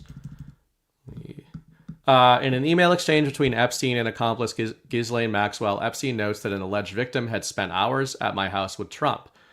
So in the email, he says, I want you to realize that dog that hasn't barked is Trump. Victim spent hours at my house with him. He has never once been mentioned. Police chief, etc. I'm 75% there. Obviously, it's difficult to know all the context of what he's talking about there. But the tone of that implies Epstein had somebody in rooms with Trump with the purpose of getting Trump to say things, right? That's the most classic version of a honeypot that you could have. And whatever he's trying to get out of Trump, it seems apparent that, according to him and Maxwell, he didn't get it. He's never gotten it out of Trump. Now, I don't know what he could be referring to there. Information... compromising material is kind of the first thing I thought of. So I think the starter here is that Epstein and Maxwell were definitely trying to compromise powerful individuals. And I do think we can get caught into like a little too much opposite game where, like, just because the story the Democrats and the mainstream media are telling about Epstein is not true doesn't mean there was nothing to the Epstein op. Like, why would Trump have spoken to Virginia Giuffre's lawyer and given her all that time if there was nothing to what Epstein was doing? There was something to what he was doing. He did bar him from Mar-a-Lago for a reason. Yeah. I mean, it could be trafficking. And this is the part that, like, whenever this gets brought up and I give my side of things, people get upset with me. But I'm just asking legitimately, like, even in the chat here, John, this is from Shire Eve, longtime commenter. Good to see you. John, the whole thought obviously isn't a hoax. Not sure how you came to that conclusion. That's what Trump has called it a hoax. Much like he called Russiagate a hoax. My point has always been, is when it comes to the Epstein stuff, what we think it is, the reason we think that is not because of Trump. It's got this mythos behind it because of people online on the internet have made this huge thing. And yet we have, if we're being honest with ourselves, being realists, and this is not me blackpilling, this is me being the realist. If we're being honest with ourselves, have we seen any evidence of the blackmail ring side of this thing? And I'm talking evidence, not like, well, this one podcaster said, well, obviously that's what they were doing. You can't. We just legitimate evidence. We're looking at. I'm just saying, if you're reading an email there, like from Epstein to Maxwell, talking about police chiefs and dogs not barking, there's some inference, right? So that's could for be sure. Inference. We're making most of what we do is inference. I'm giving my side of things where because it's not common in the chat, where we have yet to see any proof that this whatever was happening here is what people online have presented it to be. Yeah. And I think that's and the 1.2 about Trump has never been the one to bring this up on his own, like he does with, and anytime he's the, like, one of the narrative setters. He sets the narrative for so many different things. He has not once set the narrative about what the Epstein files are. That's been other people, and he's get asked by a reporter. That's why I think it's like a trap against him, and clearly it's been used to damage him and his base, because everybody's demanding the Epstein files, and he's like, well, it's a hoax. It's not what you think it is. All these things. That's where I'm at with it, and that's why it's like a rug to me. It's a nothing burger. I get what you're saying with that email, like the dog doesn't bark. What did Can't say? That's a Sherlock Holmes thing. Mm-hmm. Totally get it. But it's still not proof, like, to me. No, but I think the point I'm trying to make is that I think both of these things can be true. Trump is saying, so let's look at, that was 2011. So let's just say that exchange happened as it's being reported. Sure. And obviously we can infer that whatever the truth of the Epstein and Maxwell operation was, they were trying to get something out of Donald Trump, right? Like, that's like the easiest inference to make there. And it implies, based on their language to each other, that they have gotten that something out of other people. The only one they're not getting it out of is Donald Trump. So whether this is about trafficking or whether it's just about information, which it sounds like they're talking about information there. They're obviously talking about somebody speaking. So that doesn't sound like somebody saying, hey, Trump didn't take the bait in terms of the girl. It's not talking about sex or anything in that context. It is talking about information, which in this community and from the Q drops, etc., a lot of people in this world focus on the sexual nature of honeypots, right? They focus on that side of things, which is a real thing. If you get a dignitary in a compromising position, especially with an underage girl or something like that, obviously you can use that for leverage. But there's another side of honeypots that was used very often in intel circles going back to the 60s, and especially in the Cold War, which is not even using underage people, but just using a woman who was attractive, who got you liquored up and had some fun and got information out of you. Like, hey, why are you here? Hey, what's your job? Hey, how much money do you have? Whatever it is. Like, to me, when I think of what are they after with Donald Trump, that the context sounds like that. Like, Trump didn't say anything that we can use here. But that's a side point. I think that if Trump is saying, okay, the whole Epstein op circa 2011, because they were trying to get close to him, and Trump acknowledges this by saying that he booted them out of Mar-a-Lago for a reason, right? Like, I don't think it was just because this is inference, I don't think it was just because they were making advances on girls at Mar-a-Lago. I think it's probably, why were they doing that? And if they're sending emails to each other in 2011 about trying to get something out of Trump, Trump probably knows they were trying to get something out of him. So he distanced himself from them. They were trying to get close to him. He doesn't want to be close to them. So that's kind of a hoax. An operation is a hoax. They're trying to get something out of him. They're presenting a front to Donald Trump that is false. I think it's also true that, to your point, a lot of the modern mythos behind what the Epstein op is, we do not have confirmed. I fully agree with that. So for the sake of argument, let's say that it's not indicative of the truth of the Epstein op. Then Trump can also not be lying by saying it's a hoax, right? It's like he's saying these fuckers tried to compromise me in 2011, so they're pulling a hoax then.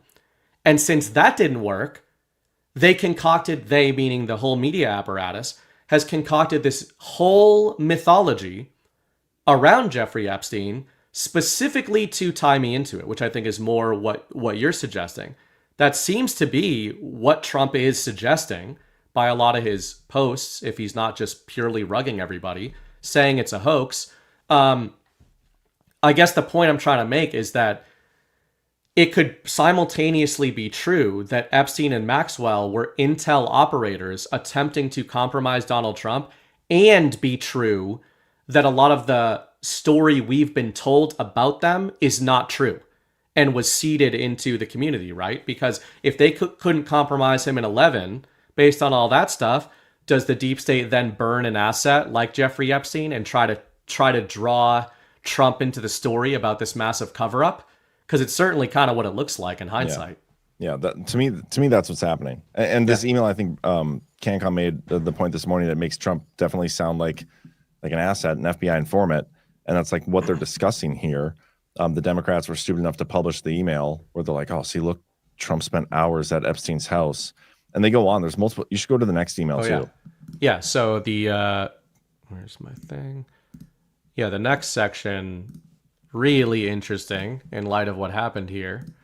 In another email between Epstein and journalist Michael Wolff from 2019, Epstein writes that victim Mar-a-Lago, redacted, Trump said he asked me to resign, never remember ever. Of course, he knew about the girls as he asked Ghislaine to stop. This, of course, supports Trump's assertion that he was pissed that Epstein was recruiting at Mar-a-Lago and asked him through Ghislaine to stop. This is interesting. In a 2015, go ahead. So, I'm assuming the victim here is Virginia. Yeah. And I'm pretty sure when the Republicans oversight released this stuff, I don't think it's redacted. I could be wrong, but I haven't read through them. But it is interesting about like she was never a member, but she was asked to resign. Like that doesn't sound like a member wouldn't resign. They would just give up their membership. Resigning would imply like there was employment there. Yeah, I don't know how that works. Anyway, go to the next one. The next one is pretty interesting. In a 2015 reply to Epstein, months after Trump declared his candidacy for president, Wolff says, quote, "I think you should let him hang himself. Mm-hmm. If he says he hasn't been on the plane or to the House, that gives you a valuable PR and political currency." Because he was there. Because he was on the plane and at the House. You can, not on the island, you can hang him in a way that potentially generates a positive benefit for you. Or if it really looks like he could win, you could save him, generating a debt. Mm-hmm. To me, that's that's blackmail. The surface level here is, this is how blackmail operations work. I mean, he describes it in like the most boilerplate. It's almost surreal seeing like deep state actors use that kind of language with each other in terms of how obvious and direct it is. But I think in the context of this is 2015, then you go back to 2011, Trump didn't bark. The dog didn't bark, right? So they were trying to get something on him in 2011. And they couldn't get anything on him. And in 2015, this kind of tells a story here. This tells a progression. Whoever Epstein and Maxwell were working on behalf of were trying to compromise Donald Trump in 2011.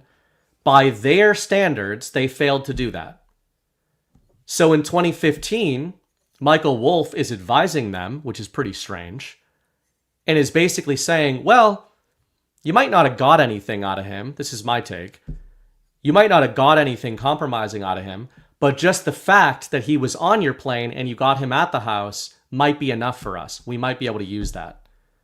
And to one more point on it would be those hanged comms. I mean, listen to that again. I think you should let him hang himself.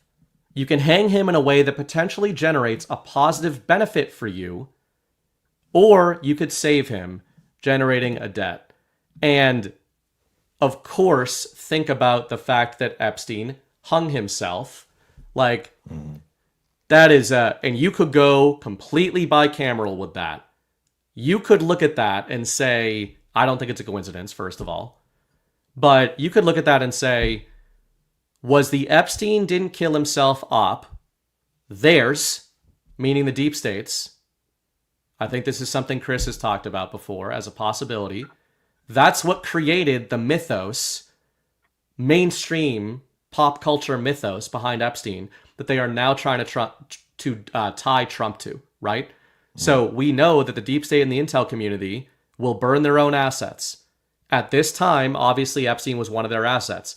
Did they burn him by having him hang himself in order to tie Trump to the cover-up? Or if Trump was an intel asset, or not intel asset, but if he was an asset, a good asset, is this, like, was the Epstein didn't hang himself op a narrative disarmament by Trump and team to disarm this whole thing? Like, you could go in opposite directions with it. I don't know which way it goes. I also think, and you guys aren't going to like me saying this, so I apologize in advance, but I'm really not sorry about it. It is entirely possible that Epstein actually did hang himself. Like, that's is an option. They burned an asset. By burning an asset, you could kill the asset, or... I'm saying he actually hung himself. Mm-hmm. So, like, that, and then narratively, like, it blowing up the way it did, that only made the Trump side of things look bad. Like, so I understand why, you know, okay, they killed an asset. If all the things we believe about the Epstein files are true, then, oh my gosh. But that's the one part of the equation that nobody wants to, like, ever... In the info war, you're supposed to be able to, like, engage with all these different possibilities and narratives and everything. But for whatever reason, when it comes to this story, nobody ever wants to, like, engage with that. Or, like, well, hey, Epstein updated his will the day before he hung himself, and Epstein tried to kill himself a week before he successfully supposedly killed himself. Like, it is possible, and I'm saying I don't know for sure either way, one or the other, but it is possible he did actually kill himself. So let's engage with all possibilities here. That's fair. It's also possible, and this has happened many times throughout organized crime. It's actually one of the most common ways for patsies to die is for said organized crime outfit to get the patsy to kill themselves under duress. Sure. So that's another possibility, right? Like, just because he did kill, let's say he killed himself. Did he kill himself under duress? Possible. Was he, you know, like, this is, again, if you look through, like, any organized crime type of stuff, you look at people's, it's kind of like you say, oh, he updated his will, that means he killed himself. Yeah, who told, did he come up with the plan to update his will and then kill himself? Did somebody put him up to that? And there are lots of possibilities. The conspiracy ones are the most fun, but I'm just playing devil's advocate here for that, for everybody. Little real dose of realism. It's also possible that none of that happened either, and he just actually killed himself. Like, guy living a life of luxury, lots of money, powerful, well-connected, obviously doing some crimes, underage women, all that stuff, maybe worse, sees himself looking at life in prison. Yeah. That's a reasonable explanation. And so you can be mad at me all you want, guys. I'm just giving an alternative explanation to the one everybody wants to hear. And the reason I'm, like, more persistent with this specific advocacy, devil's advocacy, is the fact that I think we've been very misled about a lot of the Epstein stuff and the mythos around it. And I think the way the story about his suicide, whether it was murder or not, whatever, burning an asset or not, whatever, the way that has only made the mythos of the Epstein story worse, and the cover up from Trump worse, and all the like all this stuff, the way it's been used against Trump, like it makes it to me like much more even possible that, like, yeah, all this stuff probably just could have been him just actually killing himself, and then they spun the story out of there to make Trump look bad. Yeah, I don't know. I think our wires are getting a little crossed, because I'm not even. First of all, I don't think he killed himself, but like I'm just putting my cards on the table. I think it's like or here's what I'd say: the footage is missing, right? That we've been through this a million times. Like it is an absolute comedy of errors, for sure, surrounding the fact that we do not. To your point about evidence tonight, right? Let me play devil's advocate. We do not have any evidence that he did kill himself. We have no direct evidence that he killed himself, right? You're right that we do not have evidence that he was killed. We also do not have any evidence that he killed himself. Yeah. We have as much evidence that Epstein killed himself as we do that JFK was shot by Lee Harvey Oswald. Yeah, I'm not taking a position on I know. one way or the other. I'm just making presenting the other side that nobody likes to talk about. No, but I'm saying that it doesn't matter if you're right about that. That's what I'm saying. The last point you made there, I agree with, which is that ultimately it's still being used as a hoax, whether or not he did. And who benefits the most from the Epstein suicide narrative? That would be the other side. It's not Trump who benefits from the Epstein suicide narrative. Sure, and whether or not he killed himself or was murdered, doesn't matter with how it's played out and being used against Trump. But I just want to make sure. That's why I don't think it matters whether or not he killed himself. I just want to make sure, like, I'm not right about. I'm not taking a position on like, I don't care if I'm being totally honest. I don't care whether or not and we'll never know the answer. Like, I'm not going to get emotionally attached to a story that we're never going to get the answer to. I'm just saying, like, that's the one side of the argument that nobody likes to, and I will at least put forth those other sides of the arguments, even if I tend to believe the opposite generally, just because, like, I think it from an InfoWar perspective, you need to be able to engage with all sides of the equation. I think this is a case where we are coming to the same conclusion from opposite directions, which is what we often do. My point here highly tonight, frictional. My point is what you ended on. My point is that it literally does not matter if he killed himself or not. Yeah. And if you argue that he didn't, you're falling into the op. Like, if if you're focusing on that he killed himself, I think you're falling into the op. And I also think if you're focusing on trying to play devil's advocate that he did kill himself, you're also falling into the op. And I think that's what Trump is saying, is that this story, the didn't he kill himself, is the story that has been weaponized. That question is what has been weaponized, right? So I'm not saying it's not like it's reasonable to go back and forth on that. But I think if we go back and forth on that, it is falling into what they want, which is look here, not there, right? Look at the argument, the mass cultural argument of whether or not Epstein killed himself. My point is that what Donald Trump is talking about? Is he saying forget like all the details here? Focusing on whether or not Epstein killed himself is focusing on the story that the mainstream media and the mythos wants you to focus on. They don't want you to focus on what was Epstein actually doing.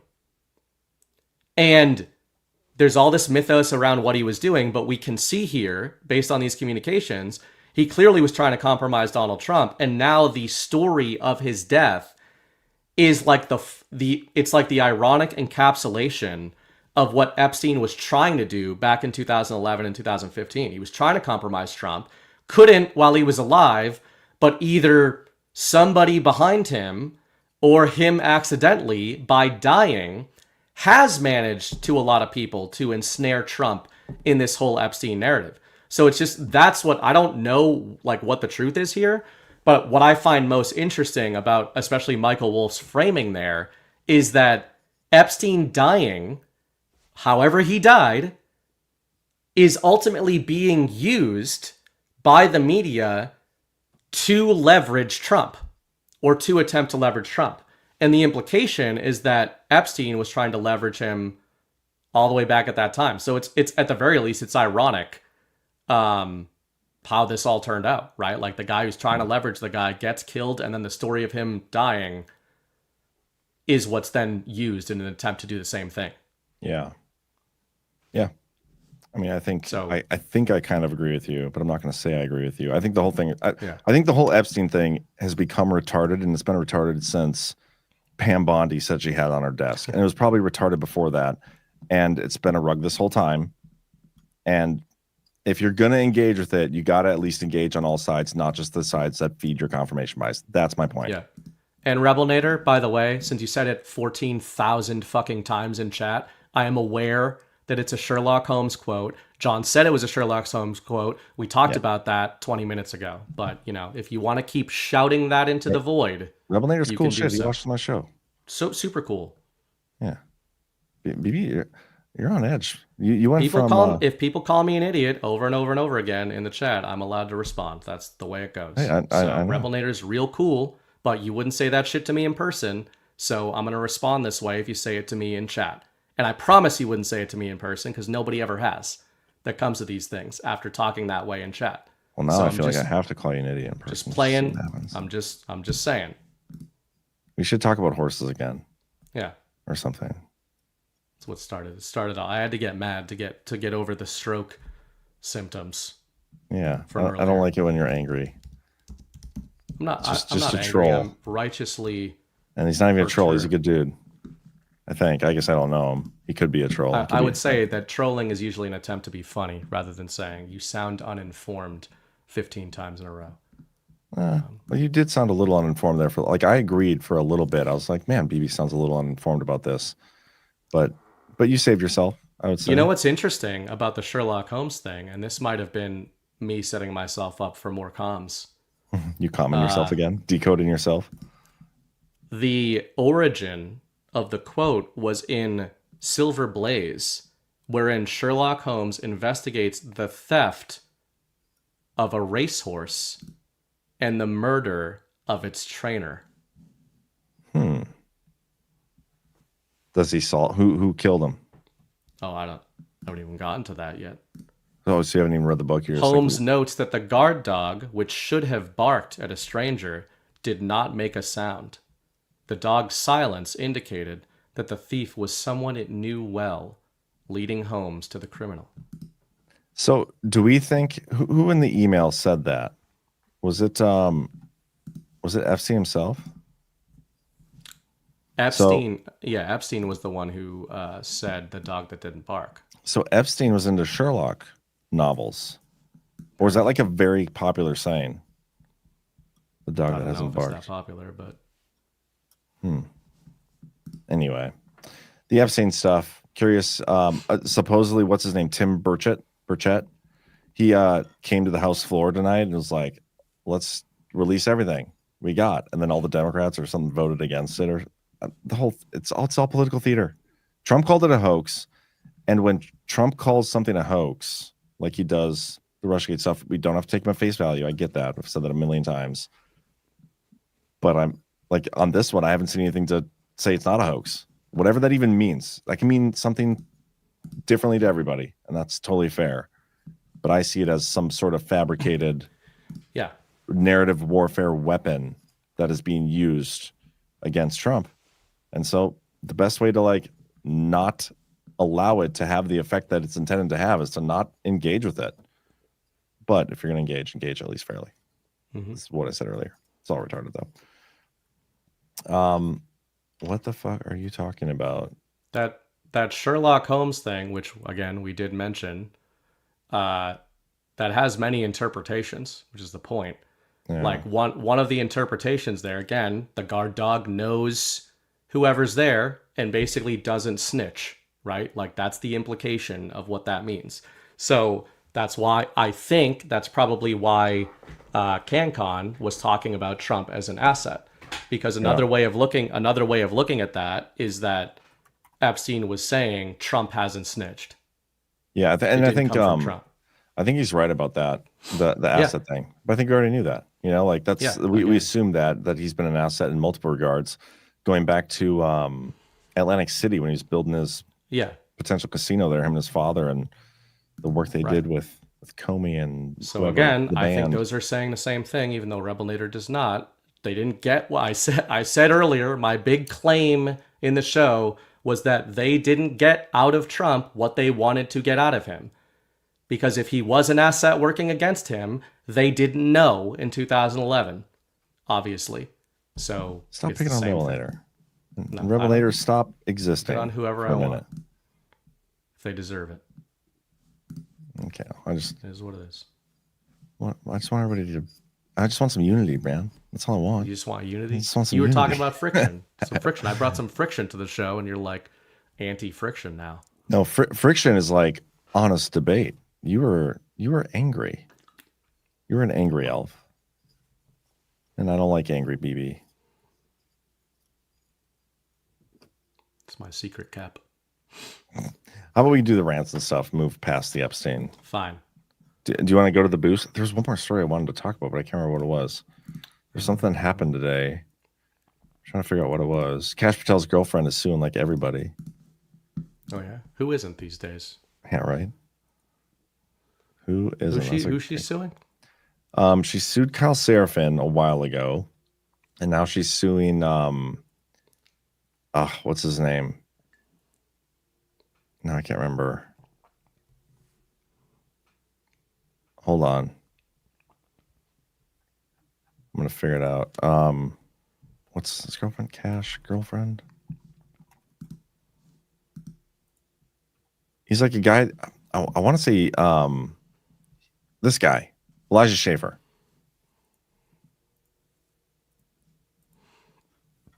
$5 million. Claiming she was a Mossad. I'm curious to see how these like lawsuits actually go. I mean, regardless, it doesn't matter. Like being in the middle of a lawsuit right now, it doesn't even matter how it goes. They're ridiculously expensive and so stupid. And well, we also might have a cheat code for this one, because is this going to go to the point where? So right now she's suing Schaffer over claims he made that she was a Mossad agent. Yeah. So the way this is going to go is that in a couple years, her and Schaffer are going to sue Kash Patel together, right? Because after people accuse you of being a Mossad agent publicly and defame you, and you are defended by a bunch of people, you then sue those people who defended you from the claims of being a Mossad agent. Where are you going with this? No, I get it. So, I mean, just... Yeah. Which is something, yeah. Anyway, I'm not going to get sued by her. Yeah, sorry, that's just a tab that was something that I covered today. But that was not the story I actually wanted to dig into. Anyway, let's just do that boost if you got it pulled up. What do we got? Lionheart, $100. Welcome back, guys. Hope Gart was off the charts. I really liked the DPH discussion you had while you were there about waking the normies. Personally, by now, if they haven't awakened, not even the NYC Clown Show will.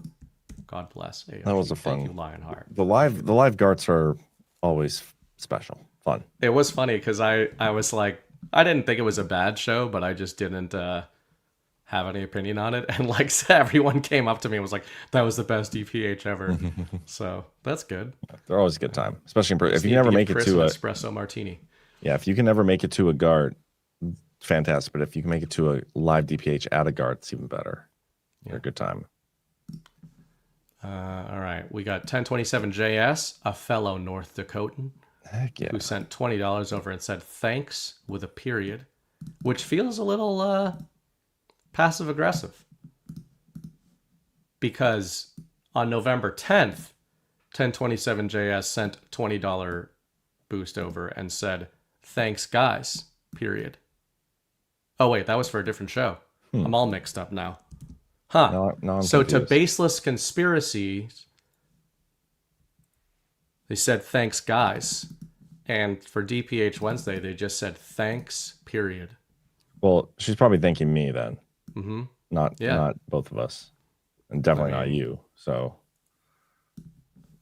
just a little. So thank you, strange. Joe, my fellow North Dakotan. North Dakotans stick together. Boston sucks. How dare you? Patriots 8-2. Yeah, what the hell's Bruins going 7 on in a there? row. I'm back on the Bruins train. You know, I was saying they were going to suck this season. That's out. Just brilliant sports ranks. So you said the Patriots were going to suck this year too. Everybody would agree. No, I said they were going to be mediocre this year. I thought they were going to be better than 4 wins, but I did not think they were going to be leading the division at week 10 or whatever it is, 11. Hope you guys in Buffalo enjoyed your little 15 minutes of losing, not even at the Super Bowl level, because you're going to be back to the suckitudes soon enough. I bet that I would make a bet that as long as the Bills have Josh Allen, they'll probably beat the Patriots in the playoffs when they meet. I bet they'll be like the new Aaron Rodgers, except he won't win a Super Bowl. I'm not. So I'm just specifically talking about Josh Allen. No, I just mean narratively. It'll be like Patriots. He's so good. He's amazing. He just not even getting into that. I'm just saying that as long as the Bills have Josh Allen, they'll probably beat the Patriots in the playoffs most of the time. Think so? If the Patriots make the playoffs, I'm not sold on Drake May. Really? He's good. I'm not sold on. I mean, he's young. Haven't seen the it factor yet. See, I like to be able to take credit for jumping on a bandwagon, and you'll never be able to because you're always waiting for the evidence. But once you have the evidence, you don't get to take credit for being right about it. You got to be right about it before you have the evidence. But that's not being right about it. That's being lucky. It's not being lucky. It's seeing something before other people see something. But if you haven't seen the evidence about it, nobody's seen it. You need the evidence to believe things. You need the evidence to know if the quarterback's good. Yeah, if the quarterback's got the it factor. The it factor is based on evidence? Well, yeah. I wouldn't say so. I'd say you just know it when you see it. And you think Drake May's got it? I do. I think we got Who do you think's better, Jackson Dart?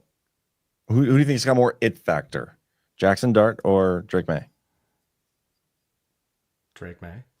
Do you? You think Jackson Dart's really good? I think Jackson Dart's going to be good. Yeah, I think he runs head first into linebackers. Heck yeah, that's what I like in my it factor guys. I think he's going to have a short career. I think he's ballsy. I think he's certainly better than what they've had going on there for a while. But has he won a game? Yeah, he's won a couple, I think. Yeah. Then he's in concussion protocol right now. I think he could be good. Yeah, I mean. And to be fair, I don't like the Giants. But they did beat the Eagles, I'm pretty sure, who suck this year somehow. Like, they don't suck, but they're weirdly not. Who, the Vikings? The Eagles. Well, the Vikings suck too. Yeah. But I would take Drake May or Jackson Dart over JJ McCarthy right now, by the way. Who would you take, though, if you had to take one of them? Jackson Dart.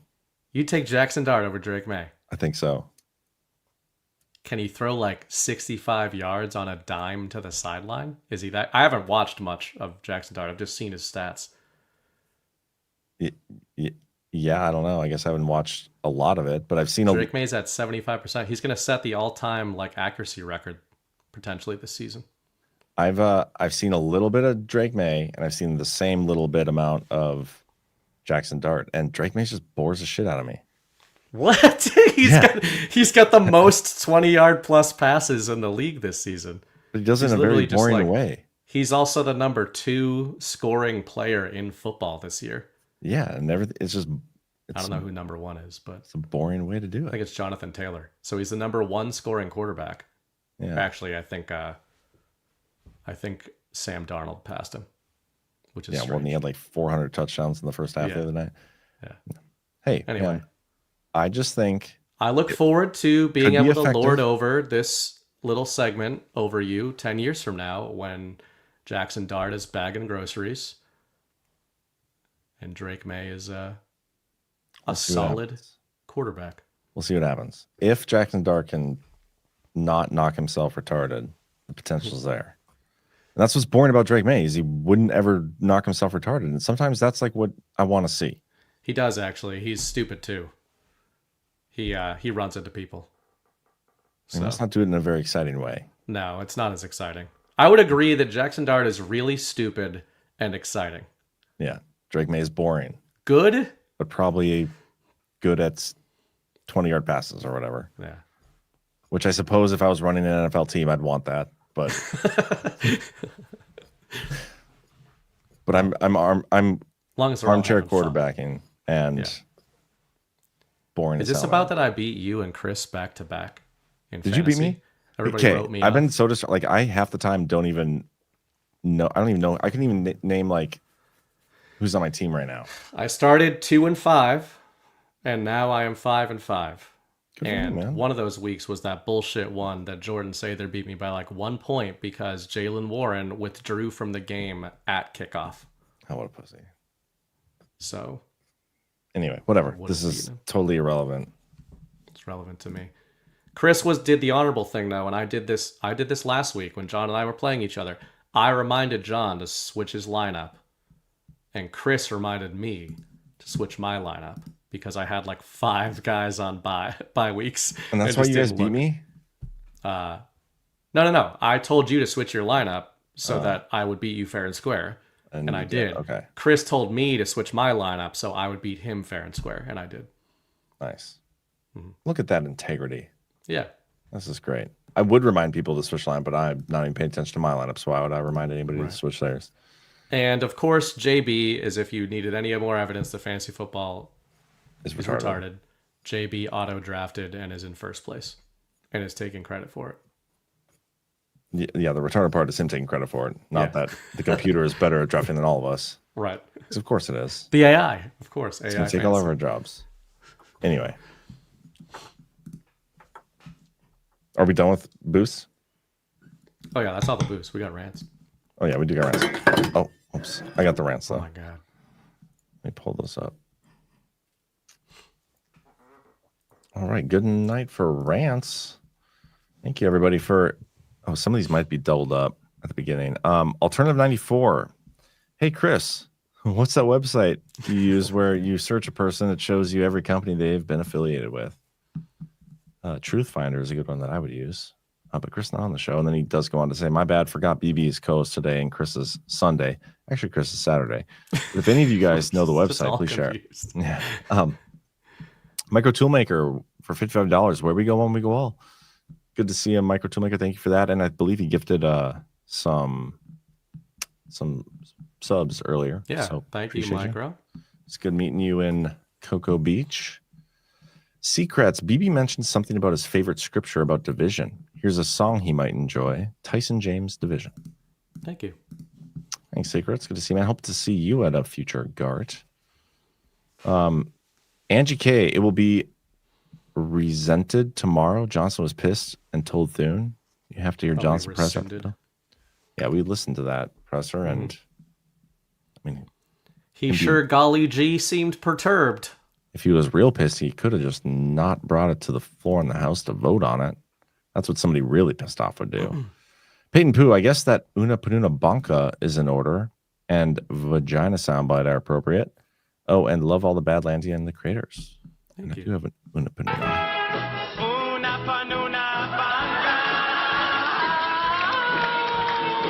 Vagina. There you go. You shall receive. Red Pilled American 21. The ickiest part about this is they all now get heads up to destroy their evidence in future investigations that are actually warranted. When they get paid $500K to go popular arrest. Yeah, that's another aspect of it that we didn't even talk about. Is just the idea of them being notified in the first place. That's so stupid. Keith Higgins says, Burning Bright smell burning toast?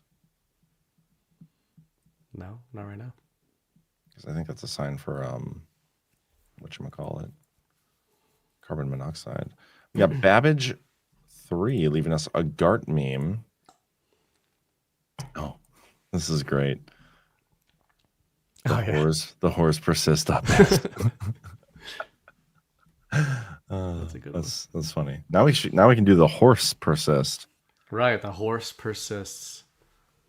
Yeah. Horses persist. I think we should just make that a thing. The driving horse. I agree. I mean, and just never react to anybody who just skip right by it. If you start to get a weird look and somebody's like, you just go like, yeah, the driving horse behind the investigation. And then refer them to this episode. Right. So go watch it and then they'll get all the context they need. The Alpha Warrior Show says, I can hear you typing in creepy whisper voice. That is creepy. Ziggy Girl, passing the bill, but thank you for the $2, Alpha. Real generous of you. Oh, but I see he does more, so we're good. Ziggy Girl, passing the bill to fund senators could be the means to bring public awareness to Arctic frost by causing controversy. Yeah. Or we could just like prosecute and arrest the people who did the crimes. That would bring awareness to it as well. Oh, that's what they'll be expecting. Yeah. You gotta rug them too. You gotta rug the criminals. Alpha Warrior Show with a couple more rants here. That was a fire decode, BB. R16 decode. I don't know what R16 is. Do I have to decode that? Probably. It was a good decode. Thanks. I left my decoder ring in my car, so otherwise I'd try to help you out here. But thank you. It was pretty funny watching him like maybe they're giving us cops. This is something he said. Nobody said it. Yeah. The Alpha Warrior Show, your Elohitrim ad was a decode. You just don't know it yet. You just confirm future proofs past a while. Look at that, guys. Wow, man. You guys better on cover this tonight. on DEF CON. Right. Next week. Just watch this whole episode in real time and decode it live. Cam Cooksey, just a minute, a long minute, but that was your quote for anybody. What the fuck is a long minute in BB terminology? Is that a Boston thing? Why don't you just go ask Miss Bright? Yeah. That's solid. Do you guys say like strong hour? No. Or anything? So growing up, my dad would always be like, it'll be a strong hour. If I'm like, when are we leaving? Which means like definitely more than an hour, but not enough more where I want to say. Like an hour and a half. Yeah, because that's a whole different thing we're talking about. But a strong hour is like hour and a half. Okay. Yeah. So strong minute is like a minute and a half. You said a long minute. I did say a long minute, yeah. According to the quote. It was 1 minute and 9 seconds. What are you going to say about how long that is? What, are you just going to tell the truth? I guess I don't know. I forgot the context, so right. I'd have to see the context. But anyway, thank you for the rant, Cam. I'll give myself comms again, and we'll figure it out. Chickasaw Girl, this is the best DPH. Thanks for the moments of lightheartedness. Thanks. It's a weird DPH for sure. It definitely was. It was a fun one. The Alpha Warrior Show. How do I contact HR from Badlands? He says, I want some penist. Penist? I'm glad you took that one. Sounded a little found us a great yarmulke sales company. We'll let Ghost be the... Right. Sleep State, may the horse be with you. And then may the whores be with you. Nice. Sometimes they're one and the same. Sometimes. And then 848-18825. Is that like a social security? What is that? I don't know. Could be anything. Phone number. Can't be a phone number. Can't be so. I don't know, but whatever. That Space Horse for $10. So thank you. Cam Cooksey, BB carbon monoxide is like a black man. I don't get it.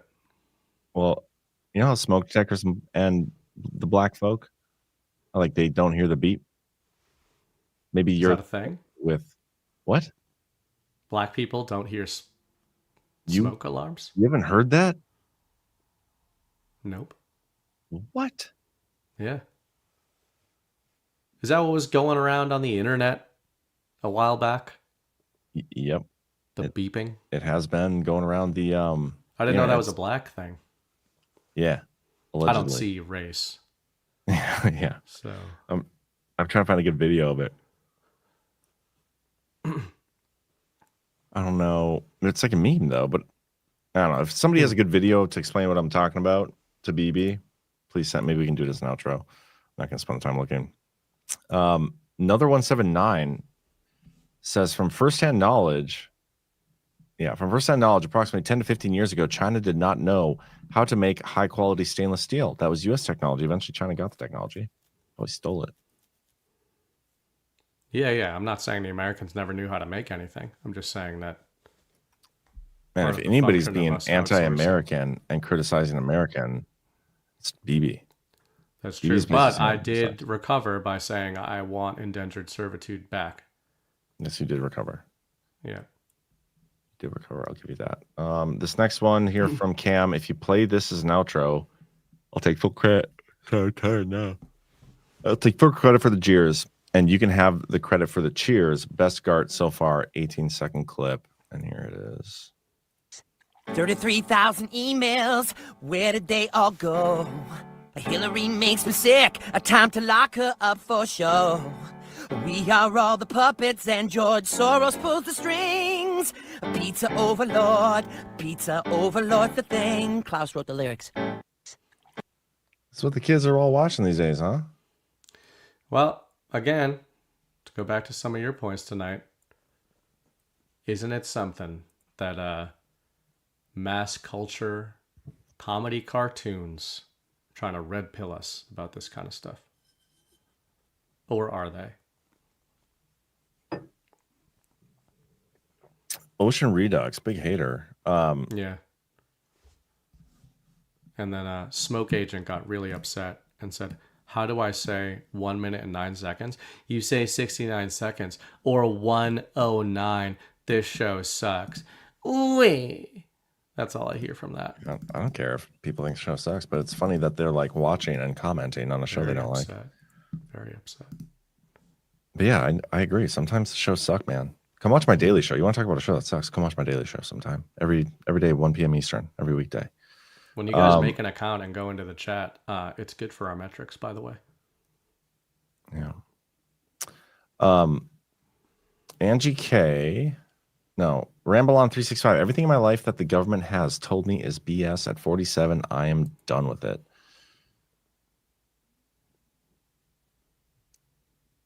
I agree with you. Sorry, I was just looking at this Ocean Redux guy. He's into some weird stuff. Shoot bows. Is this AI? It must be an AI. A bot. What is this guy? Oh, it's an anime guy. Huh. 38 views, pulling 116 views on his latest. Wasn't he? He was saying like, would these two guys go in the battlefield? He's got an anime picking their nose. You can tell because of the anime profile picture. Yeah, man. Anyway, how awesome he is. We'll keep going. Angie K. Virginia's dad worked at Mar-a-Lago. Virginia worked at the spa. That's right. She resigned. Said I'm not AI, but I'm a bald faggot. Angie K. 2011 was when Trump repeated Hillary's question about Obama's birth certificate. Melindy, John-based Colorado rep. That would make a good interview. Check this out. I am looking for good future interviews. I'm hoping to get Matt Gaetz on, not to ask him the tough questions, because I'm going to be emceeing that event that he's speaking at here coming up. 417 Patriots. So happy to catch you guys live. Gart was fabulous. Ryan and I plan to make it to everyone from here on out. It's seriously like the high hanging out, like a high hanging out with such like-minded people. Love my Badlanders. I'm pretty sure this is the ones with the Rise of Tire tattoos. Correct me if I'm wrong. Oh, they were awesome. But do you remember in the Gart chat when somebody came in there was like, I have this video of my daughter singing Una Puna Banca. Mm-hmm. It was her.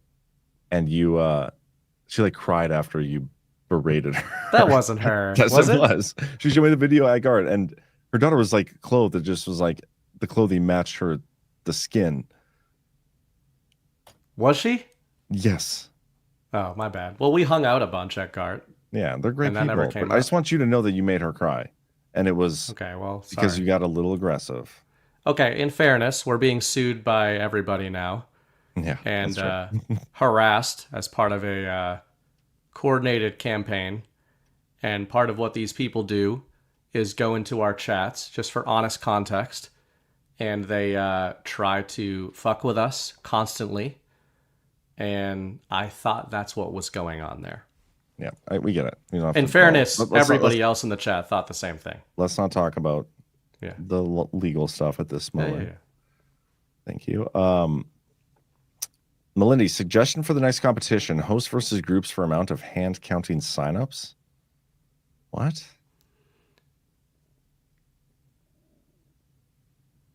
Oh, like election stuff. Oh, okay. I see what you're saying. That's an interesting idea.